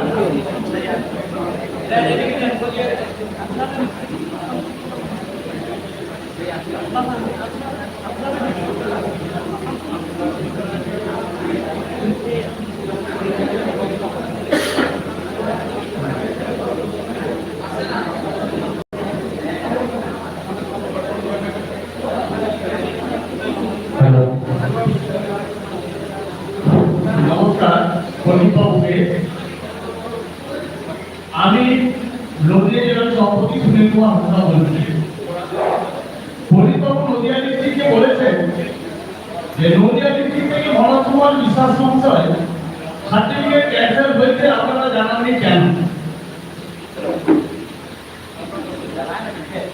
আমি কিন্তু সঙ্গে সঙ্গে রাজ্যের যে প্রেসিডেন্ট সাহেবকে আমি ফোন করেছি বলেছি, এবং পরবর্তীকালে যখন আমাদের মিটিং হয়েছে সেখানে আমাদের বর্ধমান ডিস্ট্রিক্ট থেকে বা অন্যান্য ডিস্ট্রিক্ট থেকে বলেছিলেন যে আপনারা যে ক্যান্সেল করেছেন আমাদের সার্টিফিকেটটা আমাদের পোস্ট করুন। আমি সেটা পোস্ট করিনি, আমি সেটা পোস্ট করেছি হচ্ছে আমাদের রাজ্য কমিটির প্রেসিডেন্ট বিধান বাবুকে।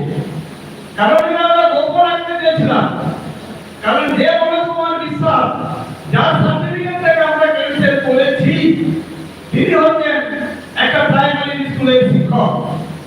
আমরা চেয়েছি সেই ভরত কুমার বিশ্বাস কে বিরুদ্ধে আমরা আরটিআই করছি ডিআই অফিসে, সেখান থেকে জানতে চেয়েছি আমরা তিনি কোন জায়গাতে চাকরি করছেন। আমি ইনফরমেশন করব। হ্যাঁ, এইবার হচ্ছে কি সেই ডেটাটা জানার পর ওনারা কিন্তু রিপ্লাই দেয়নি আমাকে। আমি ডিআই অফিসে গেছি, চেয়ারম্যানের সাথে দেখা পাইনি, ডিআই অফিসে যে লয়ার আছে ওনার সাথে কথা আমি বলেছি। উনি বলেছেন যে এটা হচ্ছে আমাদের ম্যানুয়ালে করা ছিল যখন অ্যাপয়েন্টমেন্ট হয়েছিল, তিনি অ্যাপয়েন্টমেন্ট পেয়েছেন 2002 সালে, 2002 সালে। তখন কিন্তু ডিজিটাল ছিল না, তখন ম্যানুয়াল ছিল। ওখানকার যিনি লয়ার ছিলেন তিনি বললেন এটা আমাদের ডিজিটাল করে আমাদের রিপোর্টটা আমাদের দেব। আমি বলেছিলাম আমি 15 আগস্টের মধ্যে দিই, কিন্তু উনি দেননি।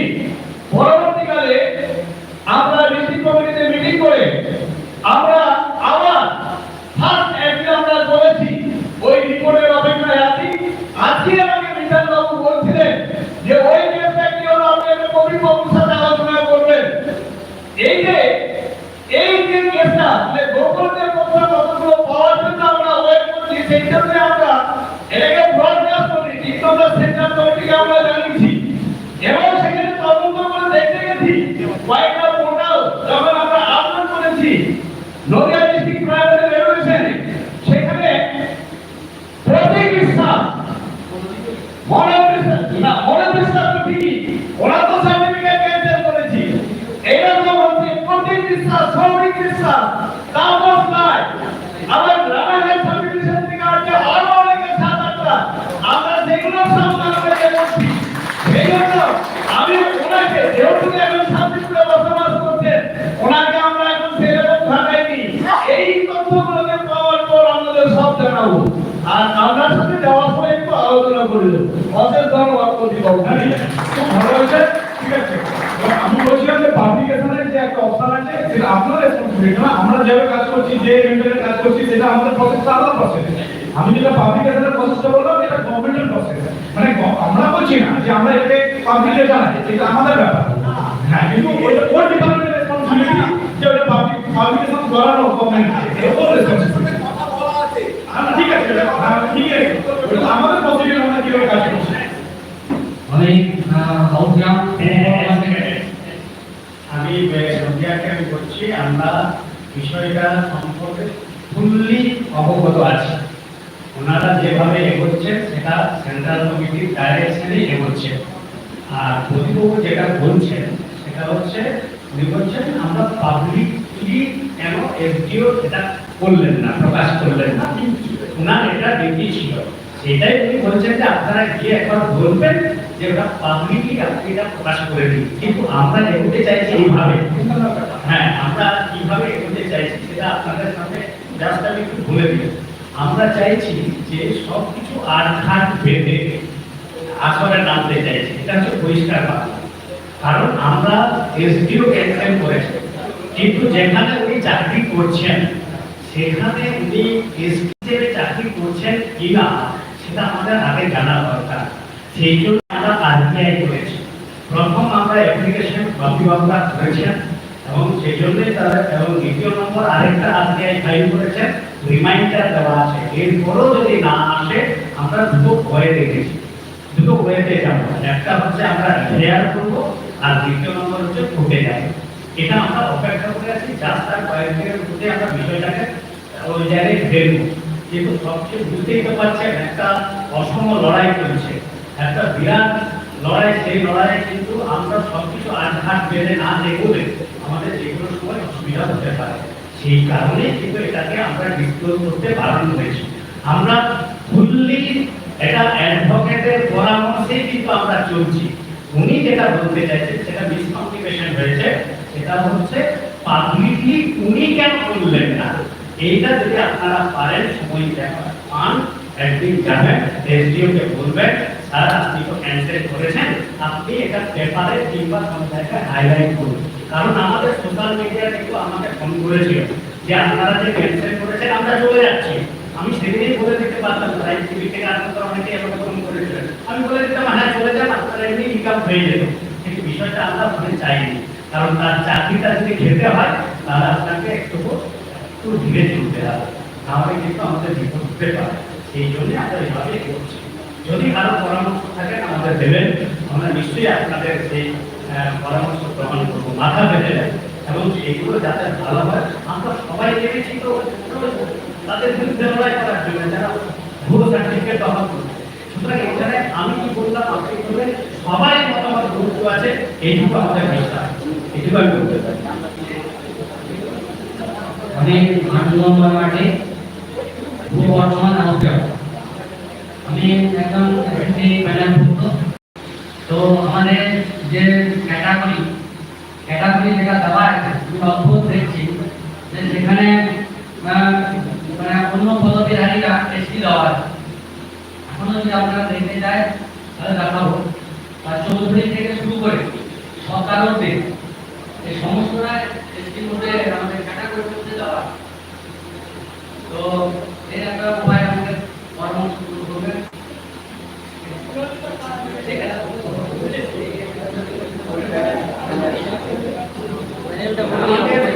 আপনার কথাটা আমি বুঝেছি, মানে আমি বুঝেছি মানে আমরা সবাই বুঝেছি, হ্যাঁ আমি ব্যাপার না, সেটা হচ্ছে প্রত্যেকটা যে কোনো লিস্ট কলেজ থেকে আরম্ভ করে একেবারে চাকরির ক্ষেত্রে সব জায়গায় আমরা এই ধরনের সার্টিফিকেট আমরা দেখছি বা এরকম একটু নাম দেখছি নথিভুক্ত হয়েছে যারা চৌধুরী অথচ এসটি, এই তো এটা প্রশ্ন, এটা কেন, এটা কেন হচ্ছে? তারা এখন চাকরি করছে। হ্যাঁ এখন চাকরি করছে তারা।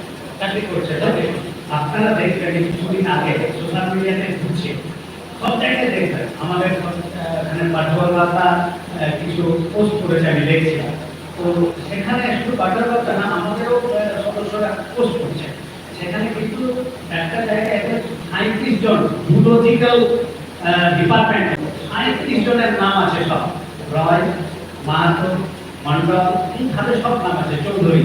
এখন ধরুন এটাকে যদি আপনি না আটকাতে পারেন তাহলে ভবিষ্যতে সেই তো চাকরি করবেন। তাহলে এটার জন্য যে পরিধিটা আমাদের থাকা দরকার সেটা আমরা প্রত্যেকটা ইউনিটের জেলা ওয়াইজ কাজ করছে, দিন রাত পরিশ্রম করছে, কিন্তু এই মাসটাকে আমাদের ধরে রাখতে গেলে আটকাতে গেলে তাহলে আপনাকে মাস মুভমেন্টটা করতে হবে। সেই মাস মুভমেন্টটা করার মতো ক্ষমতা পশ্চিমবঙ্গ আদিবাসী কল্যাণ সমিতি এই মুহূর্তে নেই, এটা পরিষ্কার করে দাও। সুতরাং ওটাকে করতে গেলে আপনাকে মাস মুভমেন্ট সবাইকে আনতে হবে। আপনি বলুন তো ছাত্র কজন এসেছে, 4 থেকে 5 কি 10 জন কি 20 জন, কিন্তু এটা আমরা বলেছি ছাত্রদের ম্যাক্সিমাম ছাত্রদের এটা আসা উচিত, ছাত্রদের ভাবা উচিত, তারা মুভমেন্ট করবে। যে কলেজে আপনি মুভমেন্ট করবেন সেই কলেজের ছাত্র কোথায়, কে যাবে? আপনি একজন থার্ড পার্সন যদি যান আপনাকে আউট করে দেবে, বলো আপনি কলেজে গেলেন আপনি বাইরে যাবেন। সুতরাং এগুলো আমাদের আছে, সেগুলো আমরা বুঝতে পারছি, হাত উদাস করছি, কোনো উপায় নেই। সেগুলোকে আটকাবার জন্য তো আমাদের এখন সব চিন্তা ভাবনা এই একসঙ্গে এসেছি, একসঙ্গে জড়ো হয়েছে, এই একটা আরেকটা বলছিলাম, এই যে সরকার চৌধুরী যদি না থাকতো আজ 9 আমাদের প্যানেলে আছে প্রায় 10 থেকে 15টা ছেলে তারা চাকরি করছে, সেই জায়গায় যদি তারা না থাকতো, আপনি দিয়ে যাবেন, আমাদের দিয়ে যাবেন ওই লিস্টটা, হ্যাঁ আমরা নিশ্চয়ই ওটা কমপ্লেন লঞ্চ করবো, আপনার কোনো অসুবিধা নেই। কিন্তু সেটা হচ্ছে হ্যাঁ কোর্ট কেস করতে চাইছে, ওই পরামর্শটা আমাদের কাছে নেওয়া আছে কিভাবে আমরা ওরা পরিস্থিতি জানতে কিভাবে করতে আপনারা শুনুন, কোর্ট কেসটা হচ্ছে পরে, আপনি যেটা প্রথম প্রাইমারি করতে হবে আপনাকে সার্টিফিকেট গুলো জোগাড় করতে হবে।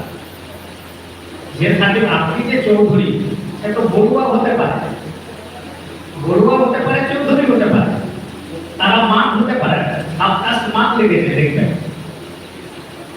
আর মান কিন্তু সাতকাশে সে এসটি, ভালো করে চিন্তা করুন।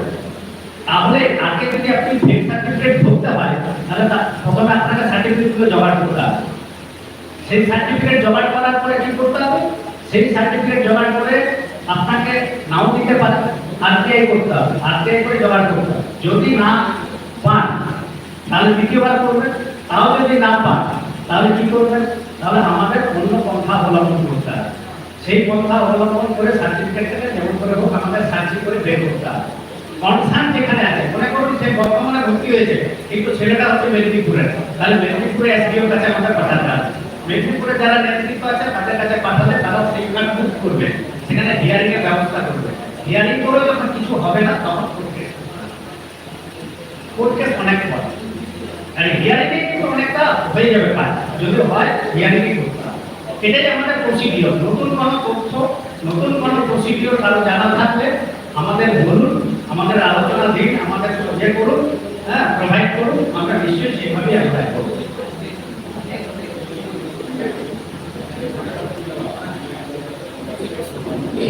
স্যার বলছি অসীম চিত্রকর বলে একজন ফাইল করেছিলাম, সেখানে ওরা ওবিসি ক্যান্ডিডেট খুঁজতো, তারপরে ওনারা লিখে দিচ্ছেন যে title is not considered as the criteria of ST, টাইটেলটা এসটি ক্রাইটেরিয়া না, যেখানে আপনি বলছিলেন আইডেন্টিফিকেশন, তাহলে টাইটেলটা ওরা একেবারে এসটি আইডেন্টিফিকেশনের মধ্যে পড়ে।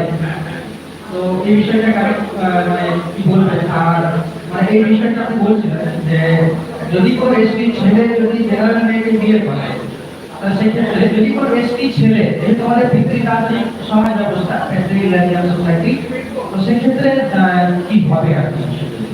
এই কেসটা কি সেটা যেটা রাজধানী করে বলেছিল যে আমাদের হ্যাঁ, রাইট নেই? Title is not considered title.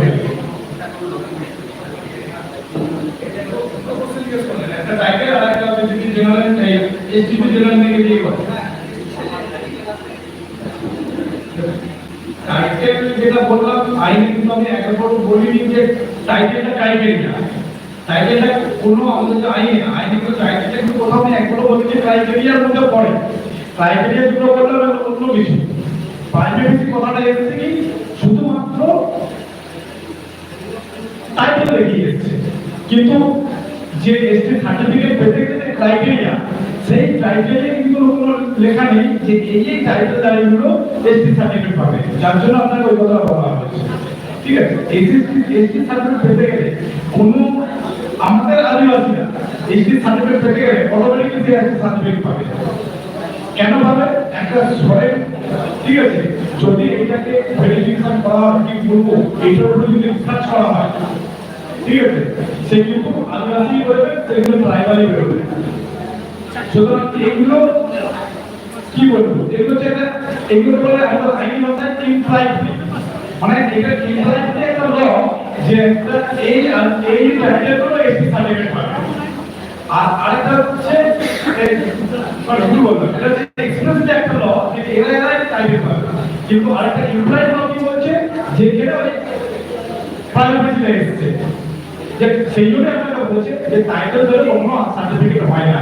তার জন্য যে প্রসেসগুলো করলাম, যে সার্টিফিকেশন, ভেরিফিকেশন, সে কতদিন পাস করছে, সে কোথা থেকে এসেছে, সেই জিনিসগুলো আমাদেরকে ভেরিফিকেশন করতে হবে এবং সেটা হচ্ছে মেনটেন টার্গেট।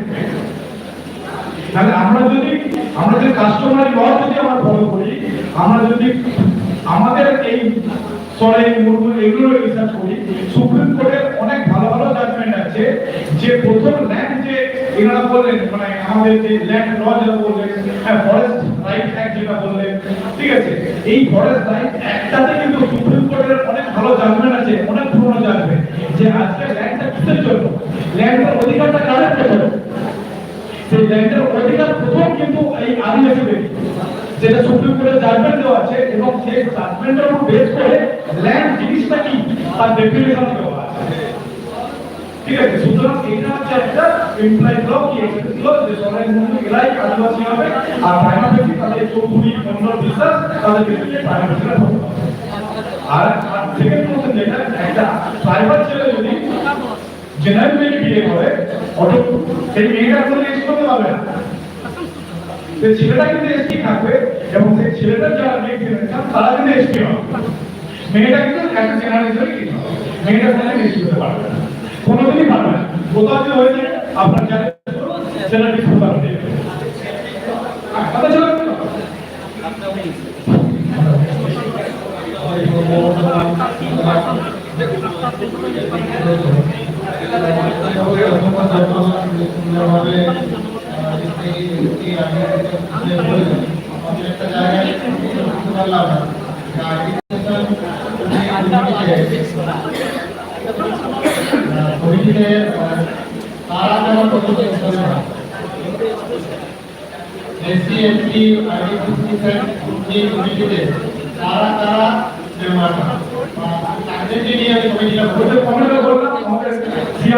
থাকবে, সেন্ট্রাল রিসার্চ ইনস্টিটিউট থাকবে, ব্যাকওয়ার্ড ক্লাস থাকবে, আর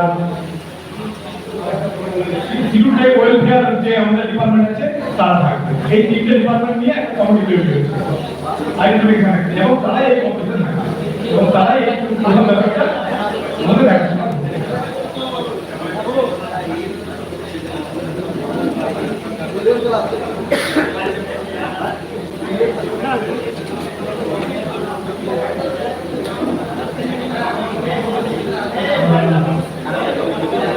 শশীকান্ত স্যারের কাছে একটা প্রশ্ন, সংরক্ষণ আর অবধি থাকবে, শশীকান্ত স্যারের কাছে প্রশ্ন, স্যার আপনি বলছেন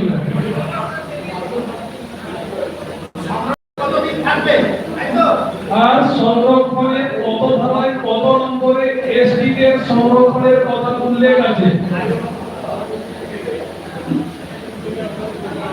প্রশ্ন করেছেন হুগলি জেলা থেকে। হ্যালো। নিম আছে। প্রশ্নটা দুটো আছে নাকি?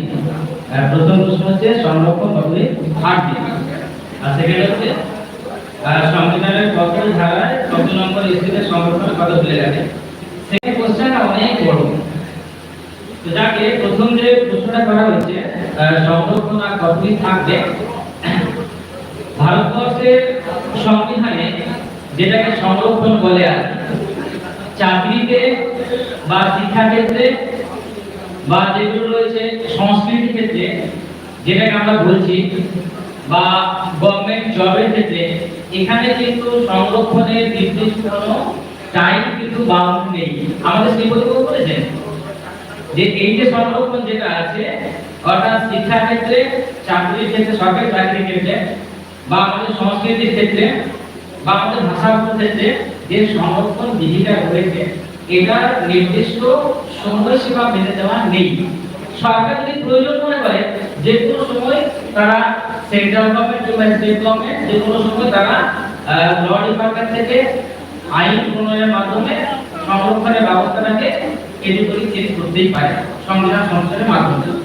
কিন্তু ব্যাপারটা হচ্ছে এখানে যে পলিটিক্যাল যে রিজার্ভেশনের কথা বলা আছে, যেটা আছে মূল, সেটা কিন্তু আমার শ্রীপতি বলেছে সেটা কিন্তু প্রতি 10 বছর অন্তর অন্তর, প্রথমে 70 সাল বলেছে, তারপরে 10 বছর অন্তর অন্তর সেটা কিন্তু ভারতবর্ষের পার্লামেন্ট সেটা সংবিধান সংশোধনের মাধ্যমে সেটা 10 বছর করে কার্যকালের মেয়াদ বাড়িয়ে দিয়েছে।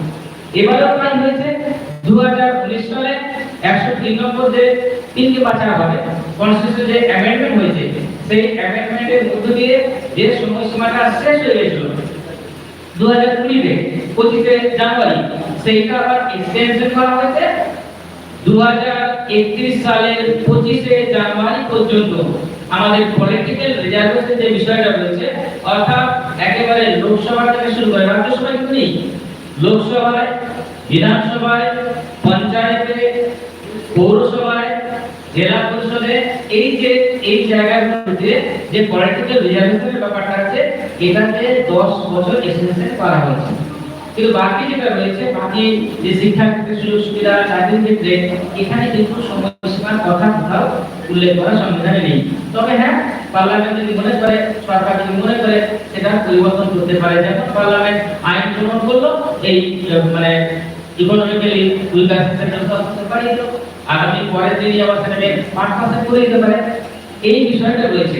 আর একটা সংরক্ষণ নির্ভর করে, সংরক্ষণের সময়সীমাটা নির্ভর করে সেই যে জনগোষ্ঠী, সেই যে জাতিগোষ্ঠী যারা রয়েছে আর কি, যাদেরকে অনগ্রসর বলা হচ্ছে, এদের মধ্যে যদি মনে করে, যেটা আমাদের মানে সেন্ট্রাল টিম রয়েছে যারা দেখে আর কি শিক্ষা সংস্কৃতি যে কতটা ডেভেলপমেন্ট হয়েছে, তারা যদি দেখলো যে আমাদের যারা অনগ্রসর সম্প্রদায়ের মানুষ বা জাতিগোষ্ঠী রয়েছে তাদের ডেভেলপমেন্ট হয়ে গেছে, তাহলে তারা চেঞ্জ করে দিতেই পারে। সুতরাং এভাবে আশা করার কোনো কারণ নেই যে অনন্তকাল ধরে রিজার্ভেশন চলবে। তবে পলিটিক্যাল রিজার্ভেশন যেটা রয়েছে প্রতিমূলক যে আমাদের সাংবিধানিক সংরক্ষণ, সেটা 2031 সালে 25 জানুয়ারি রয়েছে। স্যার কি এক করবেন? এটাই ঠিক আছে? কোশ্চেন ক্লিয়ার হলো কি? আচ্ছা, থ্যাংক ইউ। অসংখ্য ধন্যবাদ প্রশ্ন উত্তরটা পাওয়ার জন্য।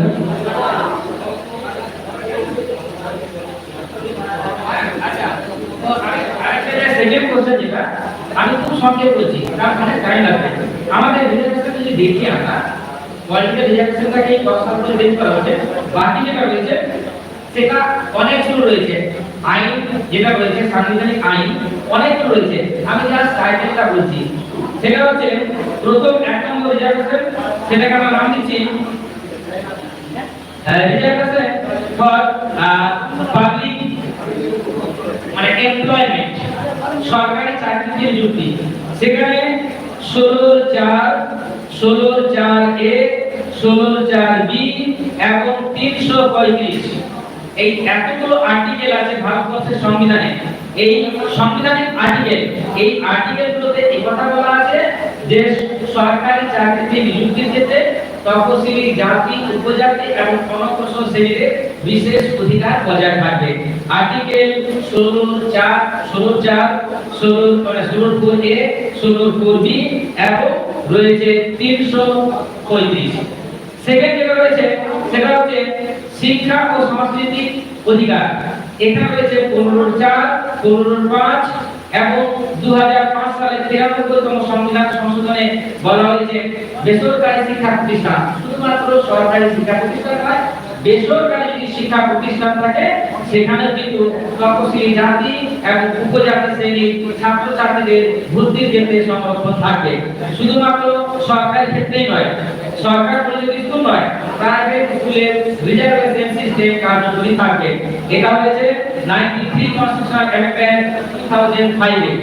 এছাড়াও 46 নম্বর যে আর্টিকেল, যেটাকে বলা হচ্ছে directive principle of the state policy, এখানে রাষ্ট্রকে দায়িত্ব দেওয়া হয়েছে অপেক্ষাকৃত দুর্বল এবং অনগ্রসর তপশিলি জাতি এবং উপজাতি ছাত্রছাত্রীদের উন্নয়নের জন্য রাষ্ট্র বিশেষ ব্যবস্থা নেবে এবং সমস্ত রকমের শোষণ থেকে রক্ষা করবে। ভাষাগত বিশেষাধিকার মানে কনস্টিটিউশনে ল্যাঙ্গুয়েজ স্টাডি কিন্তু রিজার্ভেশনের মধ্যে রয়েছে বিশেষাধিকার বিধি। এটাকে রিজার্ভেশন করবো না, এটাকে প্রোটেকশন করবো, কনস্টিটিউশনাল প্রোটেকশন। কি বলেছে? 29 নম্বর ধারা রয়েছে, 30 নম্বর ধারা রয়েছে, 30(2) এবং রয়েছে 338। শুধু 338টা কি বুঝতে পারছেন? আচ্ছা, 338 কি বলছে? এখানে বলেছে তপশিলি জাতি এবং উপজাতি যারা রয়েছে, যারা কিনা ভাষাগত দিক দিয়ে সংখ্যালঘু। সংখ্যালঘু দুই রকমের হয়, এক ধর্মীয় সংখ্যালঘু আর এক হচ্ছে ভাষাগত সংখ্যালঘু। যারা ভাষাগত সংখ্যালঘু তাদের ভাষা, সংস্কৃতি, কৃষ্টি, সাহিত্যের বিকাশ এবং উন্নয়নের জন্য রাষ্ট্র একটি কমিশন গঠন করতে পারে, যারা দেখবে সেই জাতির ভাষার বিকাশ বা উন্নয়ন হচ্ছে কিনা। এছাড়াও রয়েছে 350 নম্বর আর্টিকেল, 345, 347, 348 আর 350, 146। 146 এ বলা আছে ভারতবর্ষের প্রত্যেকটা রাজ্যে আদিবাসীদের উন্নয়নের জন্য স্বতন্ত্র একটি আদিবাসী উন্নয়ন কল্যাণ দপ্তর থাকবে, যাদের দায়িত্ব হচ্ছে সেই রাজ্যের আদিবাসীদের উন্নতি অর্থাৎ ঠিকঠাক হচ্ছে কিনা তা দেখভাল করা। যদি পশ্চিমবঙ্গে কাজ হয় না, সাইডে সবুজ সাথী সবাই এগিয়ে দেয়। তারপর রাজনৈতিক সংরক্ষণটা বললাম। এরপর রয়েছে জমি এবং ভূমি সংক্রান্ত বিশেষাধিকার। সংবিধানে আর্টিকেল নাম্বার 244, যেখানে বলা আছে 5th schedule and 6th schedule. এছাড়াও রয়েছে আর্টিকেল 275, যেখানে বলা হয়েছে রাজ্য সরকার যদি কোনো ফ্ল্যাট এবং প্রজেক্টের জন্য টাকা চেয়ে পাঠায় সেন্ট্রাল গভর্নমেন্টকে, তাহলে যত টাকা লাগুক, যত কোটি টাকাই লাগুক, সেন্ট্রাল গভর্নমেন্ট আমাদের সেই টাকা রাজ্যকে বরাদ্দ দিতে বাধ্য, যদি সেটা আদিবাসীদের উন্নয়নের জন্য হয়। তার জন্য প্রত্যেকটা রাজ্যে কোটি কোটি টাকা আছে, কিন্তু আদিবাসীদের জন্য না খরচা করে সেটা সবার জন্য ব্যয় করে ফেলে, যেটা অন্যায়। এই যে special protection central of the Indian constitution, এটা পাবলিক অ্যাপয়েন্টমেন্টে আছে, ল্যাঙ্গুয়েজ আছে, এডুকেশন আছে, এইগুলোতে মোটামুটি আছে আর কি অনেকগুলো আর্টিকেল। বড় কোশ্চেন এটা করুন।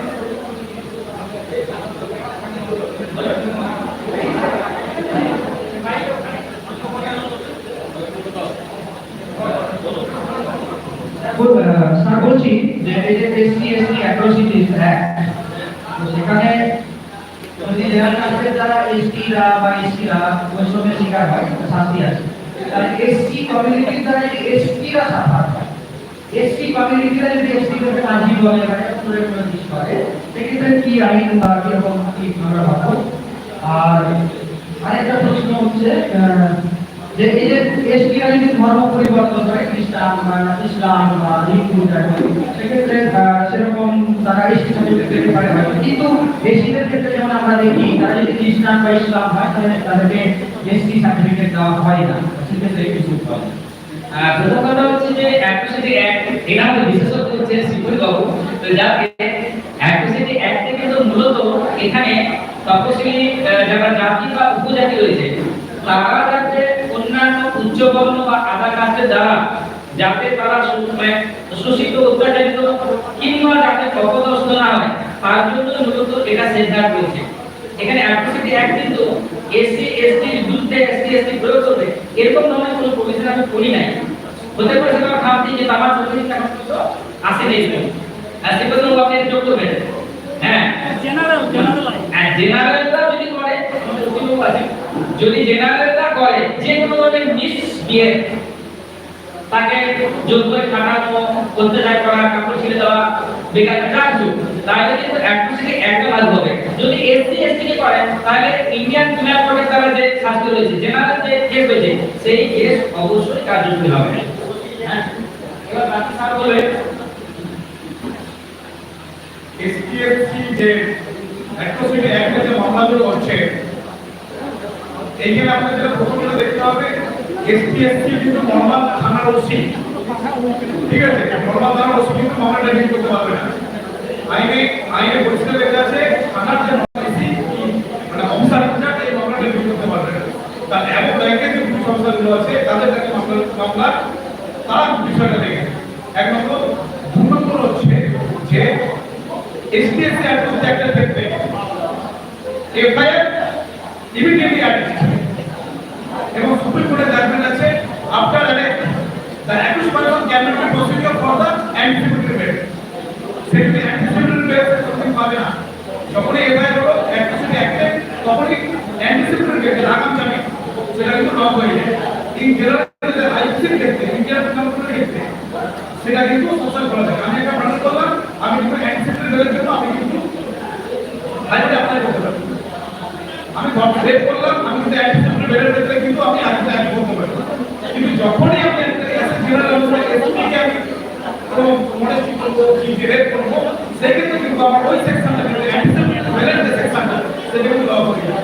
কারণ এসপিএসসি ক্ষেত্রে anticipatory bail is not allowed.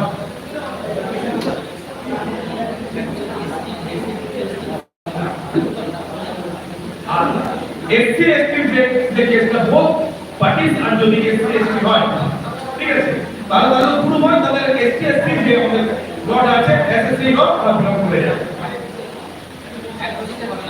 ঠিক আছে।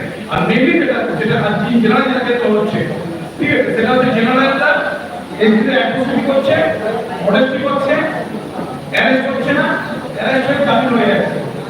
এই চিন্তা আমরা খেয়াল করবে যে এসটি অ্যাট্রোসিটি অ্যাক্টের যে সেকশনটা দেওয়া থাকে তার বেল কিন্তু হবে না এবং সে কি অ্যান্টিসিপেটরি বেল পাওয়া দূরের কথা, সে অ্যাপ্লাই করার কোনো পরিসর কিন্তু নয় নেই, সে আগামী পাবে না।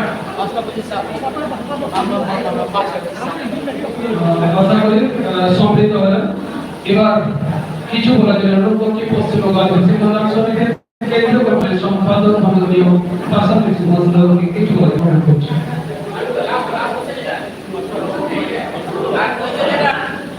যেটা বললেন আপনি এসসি মানে যদি অন্য ধর্মে যদি ধর্মান্তরিত হয়ে যায় ওটা কেবলমাত্র এসসি দের জন্য। এসসি কমিউনিটি বা এসসি সুবিধা যারা ভোগ করছে তারা যদি মুসলিম বা খ্রিস্টান বা অন্য কোনো ধর্ম গ্রহণ করে তাহলে তাদের কিন্তু এসসি বলে আর বিবেচিত হবে না। কিন্তু এটা এসসি দের ক্ষেত্রে প্রযোজ্য নয়। এসসি সে কিন্তু অন্য ধর্ম গ্রহণ করে তাও কিন্তু সে এসসি হিসাবেই ঠিক হবে। যদিও চেষ্টা হচ্ছে এর বিরুদ্ধে একটা আইন আনা, অনেক আলোচনা চলছে কিন্তু এখনো কোনো আইন আসেনি। সে অন্য কাস্টমের কিন্তু এসসি হিসেবে পাবে।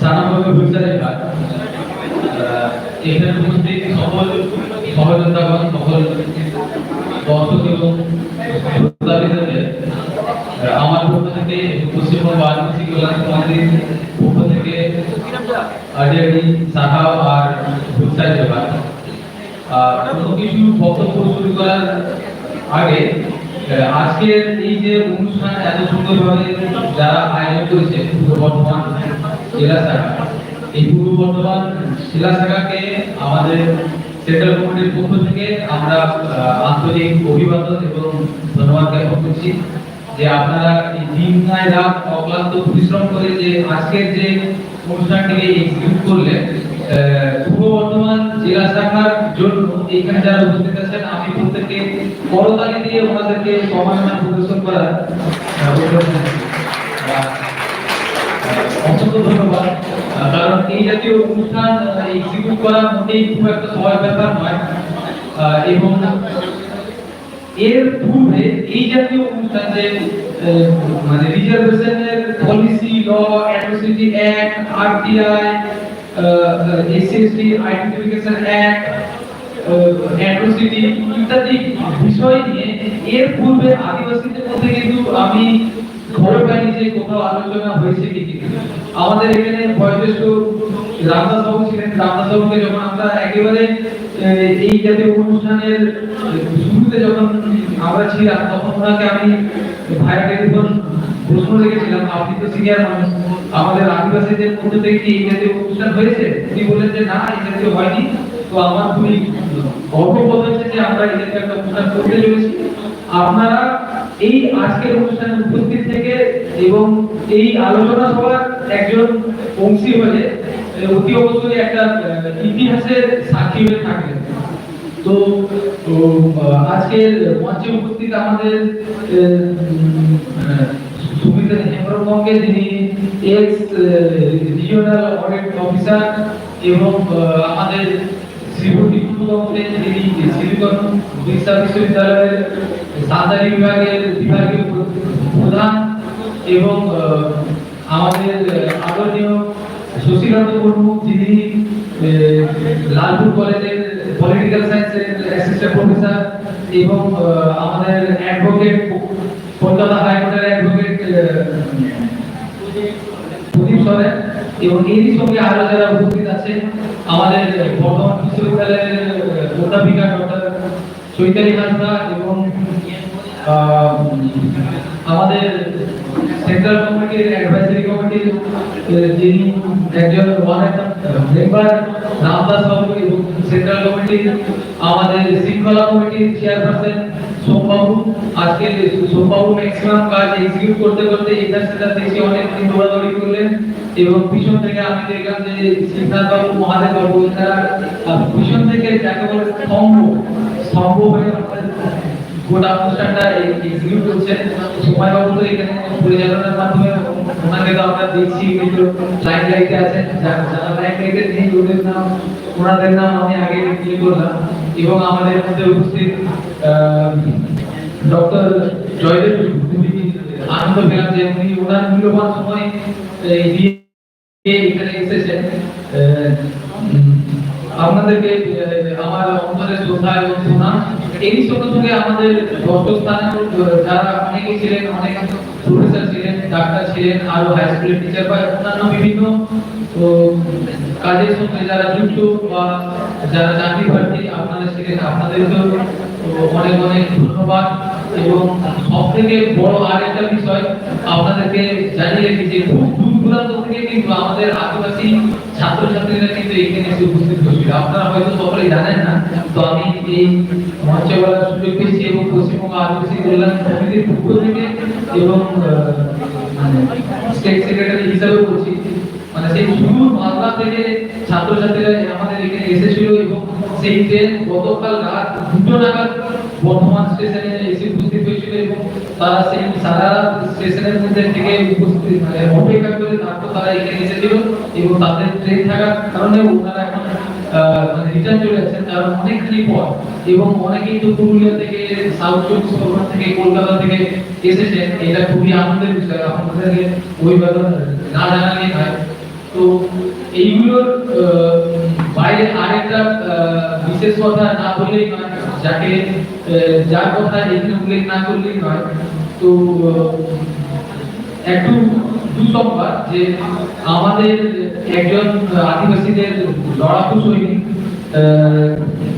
যিনি ভারত জাকাত মাঝি বাগান মহলের বাঁকুড়া জেলা শাখার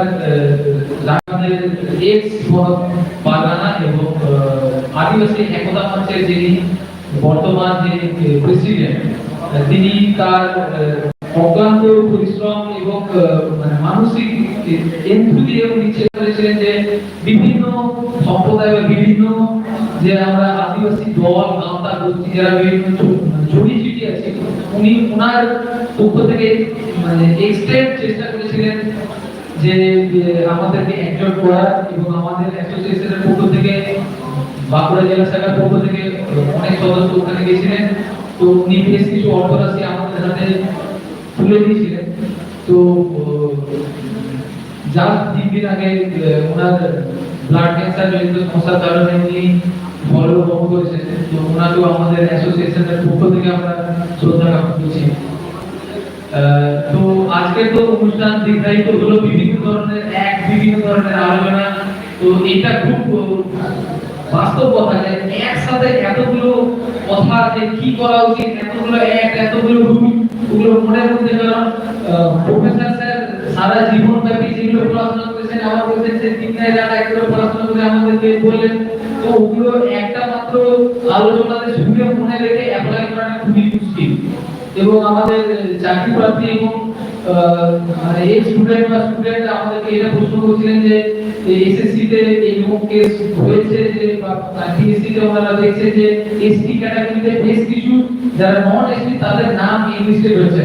তো আমাদের এইখান থেকে ডাইস থেকে বলা হলো এটা করবেন। আমারও কিছুটা সন্দেহ হলো যে ছাত্রছাত্রী বা যারা দর্শক আছে তারা কতখানি বুঝলেন। আমি আপনাদের জন্য আপনারা যারা যখনই কোনো এই সমস্ত ইস্যুতে যখনই কোনো দেখছেন যে কলেজের মধ্যে বা কোনো ইনস্টিটিউটে বা এবং পিএসসি হোক, এসএসসি হোক, সিএসসি হোক, পিডব্লিউসি হোক, ক্যালকাটা ইনস্টিটিউট হোক, যাই হোক না কেন, যখনই দেখবেন যে কোথাও এরকম বা মানে রেলওয়ে স্পিড পোস্ট, যখনই দেখবেন যে মানে ট্রাইবাল ক্যাটাগরির মধ্যে এসটি তালিকায় কোনো অআদিবাসীদের নাম, অতি অবশ্যই মাহাতো, বিশ্বাস, সেন, ঘোষ, মাইতি, চৌধুরী, এরা তো এসটি হতে পারে।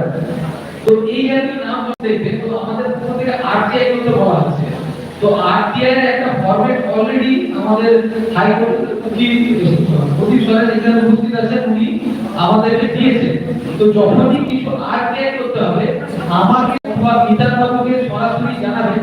এখন আমি বিভিন্ন চ্যানেলে লাইভ আছি, অথবা আপনারা চাইলে আমাদের ফোন নাম্বার লিখে দিতে পারেন, যদি থাকে তাও আমি যে আমাদের পশ্চিমবঙ্গ আদিবাসী কল্যাণ সমিতির রাজ্য সভাপতি বিধান চন্দ্র টুডু, ওনার ফোন নাম্বার 8250518585। আরেকবার বলছি 8250518585। এটাই ওনার ফোন নাম্বার এবং হোয়াটসঅ্যাপ নাম্বার। এই সঙ্গে আমি পার্সোনাল কিছু আমি একই সাথে রাজীব জিবি কলেজের সহকারী অধ্যাপক হিসেবে আছি। আমার ফোন নাম্বার 9474112020 9474112020। যখনই দেখবেন যে আরটিআই সংক্রান্ত কোনো ইস্যুতে আপনারা আটকাচ্ছেন, কারণ প্রথমেই আমাদের প্রথম যে কাজটা যাকে নিয়ে আমরা কমপ্লেন করব তাদের এসটি সার্টিফিকেটের জেরক্স কপি কিন্তু আমাদের লাগবে। আমরা দেখছি অপু ঘোষ ক্যালকাটা ইউনিভার্সিটিতে কোনো একটা পোস্টে ইংলিশে রয়েছে এসটি ক্যাটাগরিতে। উনি 100% ছিল যে উনি নন ট্রাইবাল ব্যক্তি, কোনোভাবে এসটি সার্টিফিকেট পেয়েছেন, কিন্তু ওনার এগেইনস্টে আমাদেরকে প্রসিড করতে গেলে প্রথম যে কাজ ওটা হচ্ছে ওনার এসটি সার্টিফিকেটটা আমাদেরকে এসটি সার্টিফিকেটের জেরক্স কপিটা আমাদেরকে পেতে হবে। তো ওই এসটি সার্টিফিকেটের জেরক্স কপি যদি আপনারা অন্য কোনো মেথডে যদি পান তাহলে খুব ভালো। যদি কোনো কলেজ, কোনো ইনস্টিটিউট বা কোনো ইউনিভার্সিটি যদি হয় তাহলে এটা কোনো অথরিটিকে বলে বা অন্য কোনো উপায় যদি পেতে পারে তাহলে খুবই ভালো। যদি না পাওয়া যায় তাহলে আরটিআই করতে হবে। তো আরটিআই এর বেশ কিছু প্রোটোকল বা প্যাটার্ন আছে, ওগুলো আমাদেরকে হোয়াটসঅ্যাপ করলে আমাদের কাছে রেডি করে আছে, আমরা কপি করে দিব ডক ফাইল হোক বা ওই টোটাল যেটা মেসেজ ফরম্যাটে হোক আপনাদেরকে দিয়ে দেবো, আপনারা সেইভাবে করবেন। যদি কোনো অসুবিধা হয় আমাদের সাথে ফোনে কথা বলে নিতে পারেন বা উকিলকেও সরাসরি ফোন করে আপনারা জেনে নিতে পারেন। উকিলকে নক করার থেকে আমি বা বিধান বাবু আমরা তো এই কাজই করছি, আমাদেরকে নক করতে পারেন। আর অনেক ক্ষেত্রে হচ্ছে যে আমরা এসটি সার্টিফিকেটটা পাচ্ছি, এসডিও কে জানাচ্ছি, অথচ এসডিও কোনো প্রসিড করছে না। ওইটার জন্য একটাই দাওয়াই, ওটা হচ্ছে আমরা যদি মাস প্রোটেস্ট যদি করতে পারি, ওটাও বিধান বাবু বলে। আর কোনো আধিকারিকের যদি মানে সততা যদি থাকে তাহলে হয়ে যাওয়ার কথা, কিন্তু যেহেতু পলিটিক্যাল প্রেসার আছে আমরা বুঝতে পারছি, সেহেতু এই বিষয়ে খুব একটা খুশি হচ্ছে না। তাও আমরা এই বিষয়টা জানিয়ে রাখি যারা স্টুডেন্টসরা বা নতুন যারা আজকে আসছে, আমরা মানে এই বিষয়টা এই মঞ্চ থেকে আমরা জানাচ্ছি যে এই পশ্চিমবঙ্গ আদিবাসী কল্যাণ সমিতি বা West Bengal civil right welfare association, এটা 1961 যেটা West Bengal society registration act, সেই রেজিস্ট্রেশন অ্যাক্ট অনুসারে আমরা রেজিস্টার্ড এবং এটা 21 ডিসেম্বর 2002 সালে আমরা রেজিস্টার্ড হয়েছি। এই এবং এই অ্যাসোসিয়েশনটা সম্পূর্ণরূপে নন পলিটিক্যাল, নন রিলিজিয়াস এবং নন প্রফিটেবল একটা অ্যাসোসিয়েশন। তো মানে একেবারে বক্তব্যের শুরুতে সুমিত হেমব্রম যিনি রিজিওনাল অডিট অফিসার হয়তো একটু বিভাস বলে ফেলেছেন যে আমাদের অন্যান্য ক্যাটাগরির অনেক বেশি যাচ্ছে, কিন্তু আমাদের যারা সাধারণ কমিউনিটির স্টুডেন্টসরা হয়তো একটু কম যাচ্ছে। বিষয়টা আমাদের পশ্চিমবঙ্গ আদিবাসী কল্যাণ সমিতির পক্ষ থেকে আমরা 40টা সাবকাস্টের হয়েই আমরা কথা বলছি বা 40টা সাবকাস্টের আদিবাসীদেরকে নিয়েই আমরা এগোচ্ছি বা লড়াই করছি। কাজে যে কোনো কমিউনিটির গুরুত্ব আমাদের কাছে সবসময়ের জন্যই সমান। তো এই বিষয়টা আমাদের কাছে মাথাতে রাখতে হবে। তো মানে এই বিষয়টা আছে।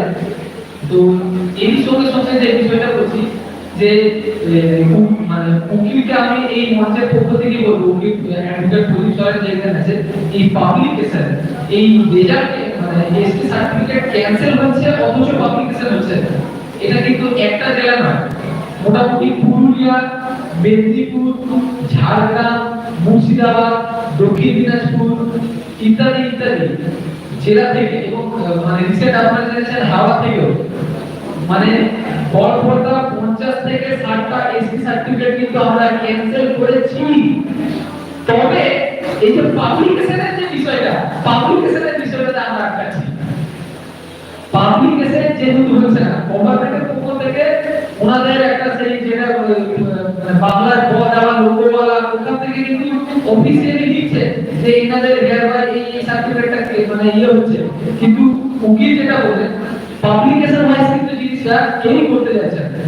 ইভেন বেশ কিছু জেলাতে সরাসরি করছে যে আমরা আপনাকে এটা জানাতে বাধ্য নই, এবং একই ইস্যুতে আমরা বারবার মানে রিভিজিট করছি, কিছু হচ্ছে না। তো এই ইস্যুতে আমি এখানে অ্যাডভোকেট প্রদীপ সরকারকে বলবো যে এই পাবলিকেশনের যে লেখার ফরম্যাটটা আপনি আমাদেরকে দেবেন, আমাদের এটা করতে হবে। আর এই সঙ্গে সঙ্গে আরেকটা গুড নিউজ আছে যে বিভিন্ন এসডিও তে যে আমরা গেছি, এসডিও কাছে গেছি, এসডিও মারফত আমরা খবর পেয়েছি যারা নন ট্রাইবাল পিপল অথচ এসটি সার্টিফিকেটের জন্য অ্যাপ্লাই করেছিলেন, এইরকম এ যাবো 5000 বেশি এই আমাদের পশ্চিমবঙ্গ আদিবাসী কল্যাণ সমিতির জন্য যারা এসটি সার্টিফিকেট অ্যাপ্লাই করেছিল এসটি সার্টিফিকেট পাননি। এটাও আমাদের পশ্চিমবঙ্গ আদিবাসী কল্যাণ সমিতির অনেক বড় অ্যাচিভমেন্ট। তবে এই সঙ্গে শেষমেশ আরেকবার বলবো যে এই যারা স্টুডেন্টসরা উপস্থিত আছো বা যারা অনলাইনে ভাইয়া আমার কথা শুনছো, এই যে ন্যূনতম ছোট ছোট কথা যে যখনই কোনো কলেজ, কোনো ইউনিভার্সিটি অথবা কোনো ইনস্টিটিউট, ওটা ইঞ্জিনিয়ারিং হোক, পলিটেকনিক হোক, মেডিকেল হোক বা নার্সিং হোক, যে কোনো একাডেমিক ইনস্টিটিউট হোক, যখনই দেখবে যে এসসিসি মানে সমগ্র অ্যাডমিশনের পর এসসিসি খালি হচ্ছে, ওইটা কিন্তু যদি এসটি ক্যাটাগরি ওয়েটিং থাকে ওটা এসটি ওয়েটিং ক্যান্ডিডেট দ্বারা কিন্তু ওই এসসি সিটটা ফিল আপ হওয়ার কথা। ইত্যাদি অনেক ভালো ভালো কথা এখানে আলোচনা হলো, ওগুলো এক্সিকিউট হচ্ছে কিনা ওগুলো যারা ছাত্রছাত্রী আছে ওনাদেরকে বলছি, এবং ছাত্রছাত্রীদের উদ্দেশ্যে এটা বলছি এই অ্যাডমিশন চলছে, তোমরা যে আমাদের অ্যাডমিশন যে লিস্ট